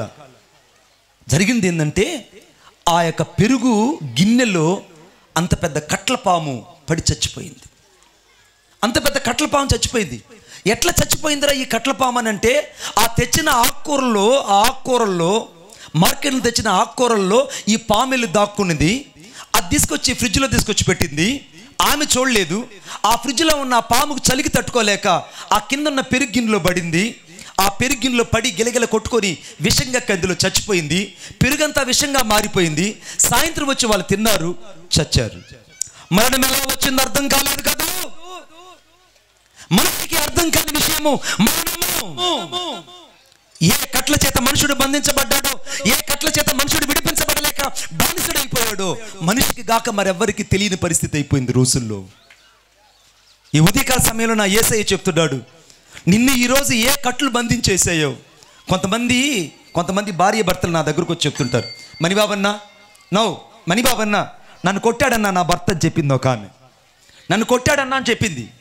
నేను అన్నాను, పోనీ అమ్మ పిచ్చోడు, ఏదో తెలియ కొట్టుంటాడు, పోనీ అమ్మ క్షమించేయనంటే నేను ఊరుకోనన్నా.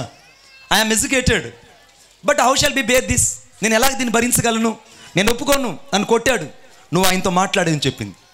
సరే, ఇద్దరిని కూర్చొని పెట్టి కౌన్సిలింగ్ చేశాను. అయ్యా కొట్టకూడదు, నీ భార్య చాలా చక్కనైంది, అందగత్తి, నత్తముక్కుది కాదు అన్నీ చెప్పిన తర్వాత అన్నాడు, అయ్యా నీకేం తెలుసు అయ్యా అమ్మాయి మాట్లాడే మాటలు అన్నాడు. ఏం మాట్లాడుతుందనంటే, అసలుగా మామూలుగా మాట్లాడదండి, నన్ను మా ఊర్లో నన్ను టామీ అని పిలుస్తుందండి అని చెప్పాడు. ఏమంట ఆయన పేరు, ఏం పేరంట? టామీ, పప్పి అని పిలుస్తుందట. పప్పి టామీ అంటే ఎవరి పేర్లు అవి? చెప్పాలి గట్టిగా. కుక్కల పేర్లు. చూడండి మణిబాబు గారు, నన్ను ఒక భర్తని నాకు ముద్దు పేరు అంట పప్పి అంట. నేను తన మాట వినకపోతే నన్ను టామీ అని పిలుస్తుంది. మీరు చెప్పండి, ఈ అమ్మాయిని కొట్టాలో కొట్టకూడదు అన్నాడు. నాకు అనిపించింది ఏం చెప్పాలో అర్థం కాక, సరేనమ్మా ఏదో కొట్టాడులే తెలియక, ఇంకెప్పుడు నేను కొట్టడు, వెళ్ళమ్మా అని చెప్పా. ఆమె వెళ్తూ ఒక మాట అనింది. ఏమనిందంటే, కుక్కను కొట్టలే నీ మొగోడు నన్ను కొట్టాడు, ముందు కుక్కను కొట్టొచ్చి నన్ను కొట్టమనండి మణిబాబు గారు అని చెప్పింది. ఆమెన్. మీకు ఎవరికి అర్థం కాల, నాకు కూడా ఆ రోజు అర్థం కాల. మీకు అర్థం కాల, నాకు అర్థం కాల. ఆ మన్నది ఒకే ఒక మాట, కుక్కని కొట్టొచ్చి నన్ను కొట్టమని చెప్పండి మణిబాబు గారు, అప్పుడు నేను ఒప్పుకుంటాను. ఇక నన్ను కొట్టాడో నేను ఈ టామీ గారిని ఒప్పుకోనని చెప్పింది. ఆయన వెళ్ళిపోయాడు. ఆ మహాతల్ని వెనక్కి పిలిచి, ఆమె ఎడ్యుకేటెడ్, పిలిచి అన్నాను, అమ్మా నువ్వు చాలా మర్మగుప్తంగా మాట్లాడావు. కుక్కను కొట్టలేని మగోడు అంటే దాని అర్థం చెప్పు తల్లి అంటే, ఏం లేదు మణిబాబు గారు, ఎంత బలవంతుడైనా ఎంత శక్తివంతుడైనా ఒక కర్ర తీసుకొని వీధిలోకి వెళ్తే కుక్క ఆ వీధిలోకి పరిగెత్తుకొని పోతుంది. ఆమెన్. పోనీ ఆ వీధిలోకి పరిగెత్తుకొని పోతే ఆ కుక్క పక్క వీధిలోకి పరిగెత్తుకొని పోతుంది. పక్క వీధిలోకి పోతే వీడికి దొరకదు. కుక్కను కొట్టలేని ఈడు నన్ను కొట్టడం ఎంతవరకు సమంజసం ఆలోచించని చెప్పిందండి. కొట్టండి చప్పట్లు గట్టిగా. ఈ ఉదయకాల మీటింగ్లోకి వచ్చిన మీరు ఇంకా ఎవరైనా భార్య మీద చెయ్యేస్తుంటే, ఒకవేళ భార్యని ఇంకా ఎవరైనా కొడుతుంటే, ఒకవేళ ఇంకా మీ భర్తలు ఎవరైనా కుక్క లేకుంటే నక్క లేకుండా పోతే పంది, పిల్లి, టామీ, అర్థమైందా, ఇట్లాంటి పేర్లు మీరు పిలుస్తుంటే ఈరోజు అలా మీరు పిలవకూడదు. ఎందుకంటే మన కట్లు తెంచివేసి మరణంలో నుండి గాఢాంధకరం నుండి బయటికి రప్పించిన దేవుడు ప్రేమ కలిగిన దేవుడు. కొట్ట చప్పట్లు గట్టిగా. మన దేవుడు ప్రేమ కలిగిన దేవుడు. నా యేసయ్య ప్రేమమయుడై ఉన్నాడు. ఈ ఉదయకాల సమయంలో నా దేవుడు నీతో చెప్తున్నాడు, నేను విడిపించడానికి ఈరోజు ఇక్కడికి వచ్చాడు. నిజంగా నువ్వు విడిపించగలవా? నిజంగా నువ్వు నడిపించగలవా? మీకు అద్భుతమైన మాట చెప్తాను నేను. ఒక అమ్మాయి రావాలి, ఒక అమ్మాయి, ఎవరైనా ఒక అమ్మాయి, చిన్న girl baby, you also good. ఈ అమ్మాయి ఒక పావురం అనుకుందాం. ఈ అమ్మాయి ఒక చక్కనైన పావురం. ఈ పావురము దేవుని మందిరంలోకి వచ్చింది. లేవియాకాండం 1వ అధ్యాయం 14 చదవండి. లేవియాకాండం, ద లెవిటియన్స్ చాప్టర్ 1 verse 14. లేవియాకాండం 1వ అధ్యాయం 14. అతడు యెహోవాకు దాన బలిగా అర్పించినది పక్షి జాతిలో నుండి కానీ, తెల్ల గువ్వల నుండి కానీ, పావుర పిల్లల నుండి కానీ తేవలుండి. చాలండి. ఇప్పుడు ఈ అమ్మాయి దేవుని మందిరానికి వచ్చింది. ఈ అమ్మాయి పేరు పావురం. ఏం చెప్దాం? ఈ అమ్మాయికి ఒక పేరు పెడదాం. ఏం పేరు పెడదాం? చెప్పండి బిడ్డ, ఏం పేరు పెడదాం? పావురం. ఏం పేరు పెడదాం? పావురం. పావురం లాగానే ఉంది, చక్కగా తలస్నానం చేసింది. అబ్బో, పైన ఒకే ఒక పువ్వు పెట్టింది, మ్యాచింగ్. గుడ్. సరే, ఏనమ్మా భయపడదు. ఇప్పుడు ఈ పావురము దేవుని మందిరానికి వచ్చింది. ఇప్పుడు ఇక్కడున్న వాళ్ళందరూ పావురాలే. ఈరోజు దేకనకొండకి బంధువులు వచ్చారు, రక్త సంబంధులు వచ్చారు, మా ఊరో వాళ్ళు వచ్చారు, చర్చి వాళ్ళు వచ్చారు, రకరకాల వాళ్ళందరూ కూడా వచ్చారు, అదర్ చర్చి వాళ్ళు కూడా వచ్చారు. ఇప్పుడు ఈ పావురం అనుకున్న లక్షణం ఏంటంటే, నేను దేవుని మందిరానికి వెళ్ళాలి, నేను దేవుని చూడాలి, నా హృదయంలో ఉన్న కట్లను దేవుడు తెంచివేయగలడు, మరణముల నుండి, చీకట్ల నుండి, గాఢాంధకారం నుంచి బయటకు రప్పించిన దేవుణ్ణి నేను చూడాలి అని ఈ పావురము దేవుని మందిరానికి వచ్చింది. కొట్టండి చప్పట్లు గట్టిగా, ఇంకా గట్టిగా. చప్పట్లు కొడతారు యేసయ్యకి. Thank you Jesus. 2, ఇప్పుడు చదువు బిడ్డ, రీడ్ ఇట్. యాజకుడు బలిపీఠం దగ్గరకు, చాలండి ఈ మాట నోట్ చేసుకోండి. యాజకుడు దానిని బలిపీఠం దగ్గరకు తీసుకుని వచ్చాడు. ఇప్పుడు పాస్టర్ గారు, యోనా గారు అన్నేం చేశాడంటే, ఈ పావురాన్ని అడిగాడు, పావురమా నువ్వు దేవుని మాట వింటావా అని అంటే, ఆ పావురం అనేది, నేను వింటా అయ్యా. నువ్వు లోకంతో నీకు స్నేహం వద్దు కాదు, నేను ఇంకా లోకంతో స్నేహం చేసుకున్నయ్యా. మరి లోకంలో ఉన్నటువంటి వాటితో నేను స్నేహం చేయను కాదు, ఇక నేను ఉండనయ్యా అని అనగానే యాజకుడు ఆ పావురాన్ని బలిపీఠం దగ్గరికి తీసుకొచ్చాడు. ఇప్పుడు ఇది దేవుని బలిపీఠం. ఈ దేవుని బలిపీఠం మీద దేవుని అగ్ని ఉన్నది. ఈ దేవుని బలిపీఠం మీద సాక్షాత్తు దేవుడు దహించు అగ్ని ఉన్నాడు. ఇప్పుడు మాట్లాడుతున్నది మనుషుడు నీతో మాట్లాడలేదు. Man does not speak in this time. The God is speaking through this message. దేవుడు నీతో మాట్లాడుతున్నాడు. ఇప్పుడు యాజకుడు దీనిని బలిపీఠం దగ్గర తీసుకొచ్చాడు. బలిపీఠం దగ్గర తీసుకురాగానే ఆ బలిపీఠం దగ్గర సమర్పణ ఉంది. ఆమేన్ చెప్పండి గట్టిగా. బలిపీఠం దగ్గర ఏముంది అన్నయ్య? సమర్పణ ఉంది. బలిపీఠం దగ్గర ఏముంది? త్యాగం ఉంది. బలిపీఠం దగ్గర ఏముంది? ప్రాణార్పణ ఉంది. బలిపీఠం దగ్గర ఏముంది? ప్రతిష్ఠిత ఉంది. బలిపీఠం దగ్గర ఏముంది? సంపూర్ణత ఉంది. బలిపీఠం దగ్గర ఏముంది? సంపూర్ణంగా దేవునికి అప్పగించుకోవడము. You should be sacrificed to the hand of the God in this time. దేవునికి నువ్వు సంపూర్ణంగా అప్పగించుకునే మనుషుడిగా ఉండాలి. 2, ఇప్పుడు యాజకుడు ఈ యొక్క పావురాన్ని బలిపీఠం దగ్గర తీసుకుని వచ్చి దాని తలను తుంచాడండి. అందరూ చూడండి, ఇప్పుడు దీనికి తల ఉంది, దీనికి తల ఉంది. తల ప్రతి ఒక్కరికి ఉంటుంది. తల లేని వాళ్ళు ఎవరు ఇక్కడ లేరు. ఈవెన్ మీ ఆల్సో, నేను కూడా. తల అంట బలిపీఠం దగ్గరకు వచ్చిన తరువాత ఈ తలను ఇలాగ తుంచేయాలి. ఈ తలను తుంచేయాలి. ఎందుకు తలను తుంచాలంటే ఈ జ్ఞాన నేత్రాలు, ఈ జ్ఞానేంద్రియాలు నీలో ఉంటే నువ్వు దేవుణ్ణి చూడలేవు. నీకు భూ సంబంధమైన కళ్ళుంటే నువ్వు పర సంబంధమైన వాటిని చూడలేవు. నీకు భూ సంబంధమైన నోరుంటే పర సంబంధమైన మాటలు మాట్లాడలేవు. నువ్వు దేవుని మాటలు వినే చెవులు నీకు లేకపోతే దేవుని మాటలు నీకు వినపడవు. నువ్వు దేవుని గురించి ఆలోచించే మస్తిష్కం లేదా మెదడు నీకు లేకపోతే నువ్వు దేవుని కోసం ఉన్నతంగా జీవించలేవు. అంటే నీ యొక్క జీవితంలో నీ జ్ఞానేంద్రియాలు యేసయ్య చేతికి అప్పగించబడాలి. కొట్టు చప్పట్లు గట్టిగా. నేను తమిళనాడుకి వెళ్తే ఆ తమిళనాడులో నేను వాక్యం చెప్పడానికి వెళ్తున్నా. ఎగ్మోర్ అనే ప్రాంతానికి వాక్యం చెప్తూ వెళ్తుంటే కొంతమంది ఆడవాళ్ళందరూ కొళాయి దగ్గర నీళ్లు పట్టుకుంటున్నారు. ఆ నీళ్ళు రావు, మనలాగా నీళ్ళు అక్కడ రావు. ఏదో ఒక 2-3 రోజులకు ఒకసారి నీళ్ళు వస్తాయి. ఆ నీళ్ళ కోసం వాళ్ళు అక్కడ బిందులన్నీ పెట్టుకున్నారు. వాళ్ళు ఒకరినొకరు తిట్టుకుంటున్నారు. ఏమని తిట్టుకుంటా అంటే, ఉన్న అప్పాక హల్లెలూయా, ఉన్న అబ్బాకు హల్లెలూయా, ఉన్న యారైనా హల్లెలూయా, ఉన్న అప్పాకు హల్లెలూయా అంటున్నారు. నాకు మైండ్ బ్లో పోయింది. ఒరే నాయన, మీ నాయనకి హల్లెలూయా, మీ అమ్మకి హల్లెలూయా, మీ తూ హల్లెలూయా అని తిట్టుకుంటున్నారు వాళ్ళు. ఒరే వీళ్ళేంద్ర బూతులు కూడా ఇంత వెరైటీగా తిట్టుకుంటున్నారు ఈ తమిళనాడు వాళ్ళు అని చెప్పి నేను కొంచెం నిలబడి చూస్తుంటే ఉనకు పాస్టర్కి దా హల్లెలూయా అని చెప్పింది ఆమె. ఒరే మేమేం చేసామంటారా నాయన, సచ్చేది మీరు, కొట్టుకునేది మీరు, బిందులు కాడ నీళ్ళ కాడ కొట్టుకునేది మీరు, మధ్యలో మాకెందుకు హల్లెలూయా? వాళ్ళు తిట్టుకునే భాష ఏంటంటే మీ అమ్మకి హల్లెలూయా, మీ నాన్నకి హల్లెలూయా, మీ పాస్టర్కి కూడా హల్లెలూయా అంటుంది ఆమె. అంటే వాళ్ళు దేవుని మందిరానికి వెళ్తున్నారన్న మాట కానీ వాళ్ళ నోరు రక్షించబడలేదు. ఆమేన్. అందుకే దేవుని వాక్యం రాబడింది, మీరు కృతజ్ఞతపూర్వకమైన పలుకుడు కారండి, జ్ఞానయుక్తమైన మాటలే పలుకుడు కానీ లోక సంబంధమైన మాటలు పలకకూడదు. అందుకే ఇంగ్లీష్లో రాయబడింది, don't speak that any word from your mouth as the eloquence of the word. నీ హృదయం నుంచి, నీ మనసు నుంచి వచ్చే ప్రతి మాట దేవునికి అంగీకరించబడే మాటగా ఉండాలి. కనుక నీ నోరు మొదట రక్షించబడి ఉండాలి. కొట్టండి చప్పట్లు గట్టిగా, ఇంకా గట్టిగా. 2, కన్నులు కూడా దేవునికి రక్షించబడి ఉండాలి. అందుకే యోబు గ్రంథం 32వ అధ్యాయంలో యోబు అంటున్నాడు, నేను నా కన్నులతో నిబంధన చేసుకొని ఉన్నాను, పరిస్థితిని నేను ఎలాగ చూచుదునని. అంటే కన్నులతో నిబంధన చేసుకోవాలి. You should be covenant with your eyes. కళ్ళుతో ఎవరైతే నిబంధన చేసుకుంటారో వారు భూ సంబంధాన్ని వాటిని చూడలేదు. ఇప్పుడు నీ కళ్ళు నిజంగా దేవునితో నిబంధన చేసుకున్నాయా? నా మాట మీకు అర్థమవ్వాలని కోరుకుంటున్నాను. నీ కళ్ళతో నిబంధన జరగాలి, నీ నోటితో నిబంధన జరగాలి, నీ చెవులు వాక్యమునికి అప్పగించాలి. అందుకే వాక్యం రాయబడింది, దేవుడు చెప్పిన మాట ఆత్మ కలిగిన, అనగా ఆత్మ చెప్పుచున్న మాట చెవి కలిగిన వాడు వినుగాక. Those are the spirit of the God is speaking to everyone he is you. ఎవరైతే దేవుడు చెప్పిన మాటను వింటారో వారు ఆత్మ కలిగిన చెవి కలిగి ఉంటారు. ఆమేన్. ఇప్పుడు చాలా మందికి చెవులు ఉన్నాయి, కానీ ఆ చెవులతో వాళ్ళు దేవుని మాట వినరు. వాళ్ళు ఇప్పుడు వాళ్ళు దేవుని మాట జరుగుతున్న లోకమైన మాటలు వింటుంటారు.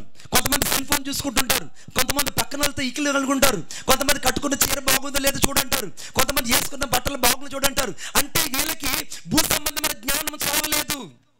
పైకి అమ్మాయి మందిరానికి వచ్చిందన్న మాటే కానీ, భయపడిన దగ్గరకు వచ్చిందన్న మాట కానీ హృదయంలో భక్తి లేనట్టే ఉంది. నీకు ఈ ఉదయం నీ జీవితంలో మార్చబడాలి. అందుకే వాక్యంలో రాయబడింది ఏమనంటే, యాజకుడు దాని బలిపీఠం దగ్గర తీసుకొచ్చి మొదట దానికి ఏం చేశాడు బిడ్డ, దాని తలను తుంచేశాడు. తల తీసేస్తే కుటుంబాల్లో రచ్చలు ఉండవు. హల్లెలూయా అన్న. తల ఉంటే తగాదాలు వస్తాయా? తల లేకపోతే తగాదాలు వస్తాయట అన్న. తల లేకపోతే తగాదాలే ఉండవు. ఎందుకంటే భార్యకి తల ఉండదు అంటే నోరు ఉండదు, ఏం మాట్లాడు. భర్తకి నోరు ఉండదు, ఏం మాట్లాడు. ఇల్లు ఎంత బాగుంటుంది చూడండి, ఇంకా ఇల్లంతా హల్లెలూయా చెప్పండి గట్టిగా. పిల్లలకు కూడా చక్కగా రక్షించబడి మారు మనసు పొందున్నారు అనుకోండి, ఇల్లు ఎలా ఉంటుంది, ఆశీర్వాదకరంగా ఉంటుంది. ఇప్పుడు యాజకుడు ఏం చేశాడంటే మొదట దాని తలను తుంచి ఆ తలను బలిపీఠం దగ్గర అగ్ని మీద దాన్ని పెట్టేశాడు. ఇప్పుడు ఈ పావురానికి తల లేదు. ఇప్పుడు నా దగ్గరకు వచ్చినటువంటి ఈ పావురానికి తల లేదు. యేసయ్య దగ్గరకు వచ్చిన వారికి మొదట ఈ లోక సంబంధమైన తల ఉండకూడదు. ఈ లోక సంబంధం తల ఉంటే నువ్వు లోక సంబంధంగానే ఆలోచన చేస్తావు, లోక సంబంధం కళ్ళుంటే లోక సంబంధం వాటినే చూస్తావు, లోక సంబంధం నోరుంటే లోక సంబంధం భూత మాటలే మాట్లాడతావు. నీ జీవితంలో నీకు ఈ మానవ సంబంధంలో చెవులుంటే మానవ సంబంధమైన మాటలే నీకు వినబడతాయి. నీ జీవితంలో రక్షించబడింది వాస్తవం అయితే నీ తల తుంచబడి ఆ బలిపీఠం మీదట యాజకుడు పెట్టినట్టే నీ తలను నువ్వు పెట్టుదువుగాక. ఆమేన్, ఆమేన్ చెప్పండి గట్టిగా. రెండో విషయం చెప్తున్నాను. ఇప్పుడు బలిపీఠం పక్కనే దాని రక్తమును పిండవలన రాయబడింది. ఇప్పుడు యాజకుడు ఏం చేశాడంటే ఈ యొక్క పావురం యొక్క తలను తుంచేశాడు. ఇప్పుడు ఈ రక్తం అంతా ఎక్కడ కుమ్మరించబడింది? బలిపీఠం పక్కనే పిండి. నువ్వు ఏ సంఘంలో అయితే రక్షించబడతావో నీ తల్లి సంఘంలోనే నువ్వు ఉండాలి. చాలా మందికి అర్థం కాదు సంఘం అంటే. నిన్ను రక్షించుకున్న సంఘం, ఈ ఊర్లో మొదటి సంఘం, ఈ ఊర్లో పునాది కలిగిన సంఘం, ఈ ఊర్లో ప్రతిష్ఠించబడిన సంఘం. ఈ సంఘాన్ని మీరి నీకు ఇష్టం వచ్చింది, నీకు తోచింది చేస్తున్నావు. ఇలా చేయడం దేవుని చిత్తం కాదు బిడ్డ.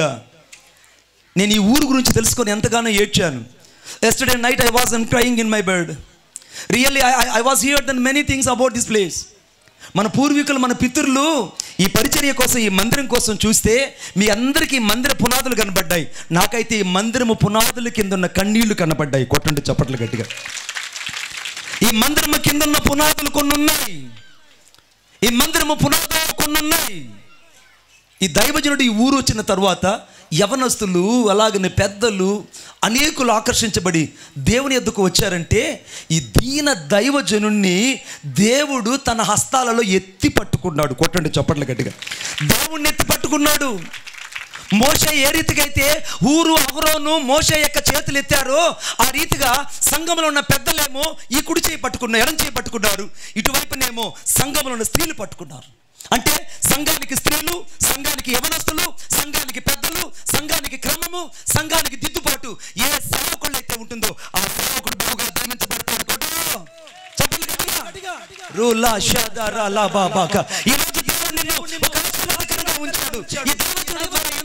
ఈ ప్రాంతాన్ని ఇంతగా దేవుడు కదిలించాడంటే ఈ దైవజనుడు చేతులు దేవుడు ఎత్తి పట్టుకుంటాడండి.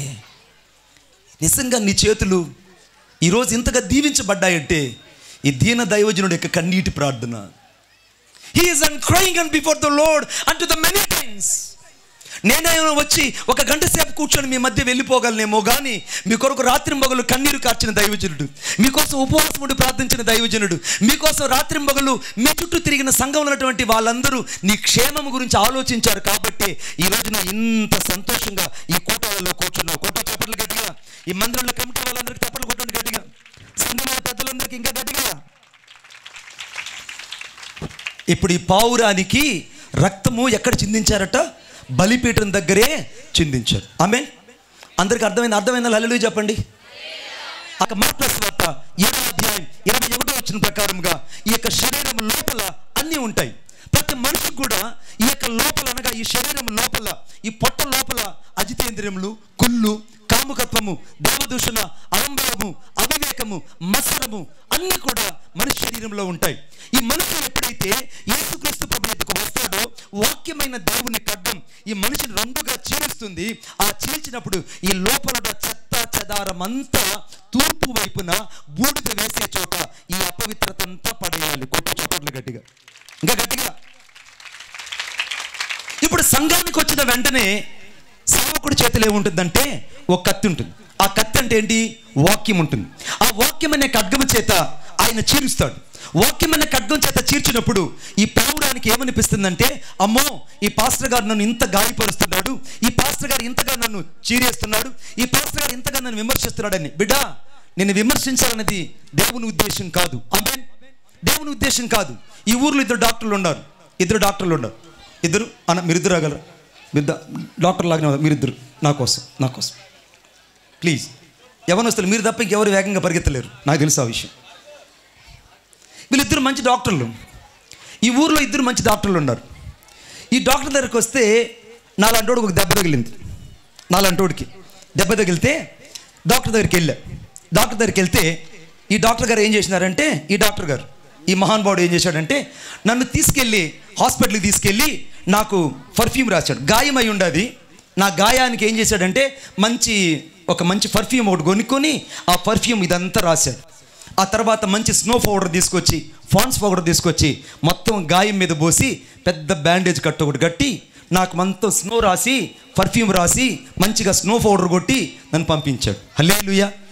నేను అనుకుంటున్నాను, ఏం పేరు నీ పేరు? మార్కు.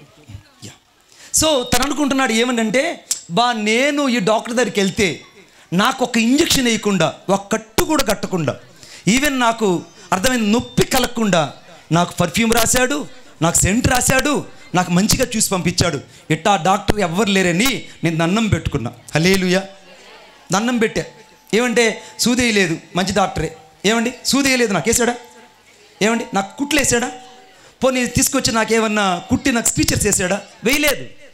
ఇంత మంచి డాక్టర్ ఇంకెక్కడ లేడని ఊరందరికీ పోయి చెప్పుకున్నా. 2 రోజులు అయిపోయింది, నా కాలు వాచిపోతుంది, నా కాలుకి నడవలేకపోతున్నాను, కాలు నొప్పి తీస్తుంది, తీపి లాగుతుంది, ఈ కాలు తీసి కాలు పెట్టలేకపోతున్నాను. వెంటనే పక్కన వాళ్ళకి చెప్పాను, అయ్యా పలానా డాక్టర్ దగ్గరికి వెళ్ళాను, ఆ డాక్టర్ గారు నాకు మందు రాశాడు, నాకు పర్ఫ్యూమ్ రాశాడు, స్నో పౌడర్ రాశాడు, కానీ నాకు నొప్పి తగ్గలేదంటే ఎంత పని చేసేవరా నాయన, నువ్వు ఆ డాక్టర్ దగ్గరికి పో అని చెప్పాడు. డాక్టర్ దగ్గరికి పో చెప్పు. నేను 2వ రోజు ఈ డాక్టర్ దగ్గరికి వచ్చి, ఈ డాక్టర్ దగ్గర రాగానే డాక్టర్ని అడిగాడు, ఏం జరిగింది అన్నాడు. అయ్యా ఏమి లేదు, నిన్నటి రోజున ఒక హాస్పిటల్ దగ్గరికి వెళ్ళాను, అక్కడ ఆయన నాకు స్నో పౌడర్ రాశాడు, ఫాన్స్ పౌడర్ రాశాడు, కట్టాడు, నాకు నొప్పి తగ్గలేదు అన్నాడు. ఎంత పని చేసావు బాబు నువ్వని నన్ను లోపలికి ఆ డ్రెస్సింగ్ యొక్క రూమ్లోకి తీసుకెళ్ళి నా గాయాన్నంతా టించర్తో కడగడం ప్రారంభించాడు, డెటాయిల్తో కడగడం ప్రారంభించాడు. నేను గట్టిగా అరుస్తున్నాను, ఎంతగా అరుస్తున్నా నన్ను పట్టించుకోలేదు, ఎంతగానో ఏడుస్తున్నా పట్టించుకోలేదు. వెంటనే ఒక సూది తీసుకొచ్చి, ఒక దారం తీసుకొచ్చి నా గాయాన్నంతా కుట్టడం ప్రారంభించాడు. కుట్టిన తర్వాత మందు రాశాడు, బ్యాండేజ్ మొత్తం కట్టాడు, 2 ఇంజక్షన్లు వేశాడు. ఇప్పుడు వీళ్ళిద్దరిలో మంచి డాక్టర్ ఎవరో చెప్పండి, చెప్పాలి గట్టిగా. ఎవరు?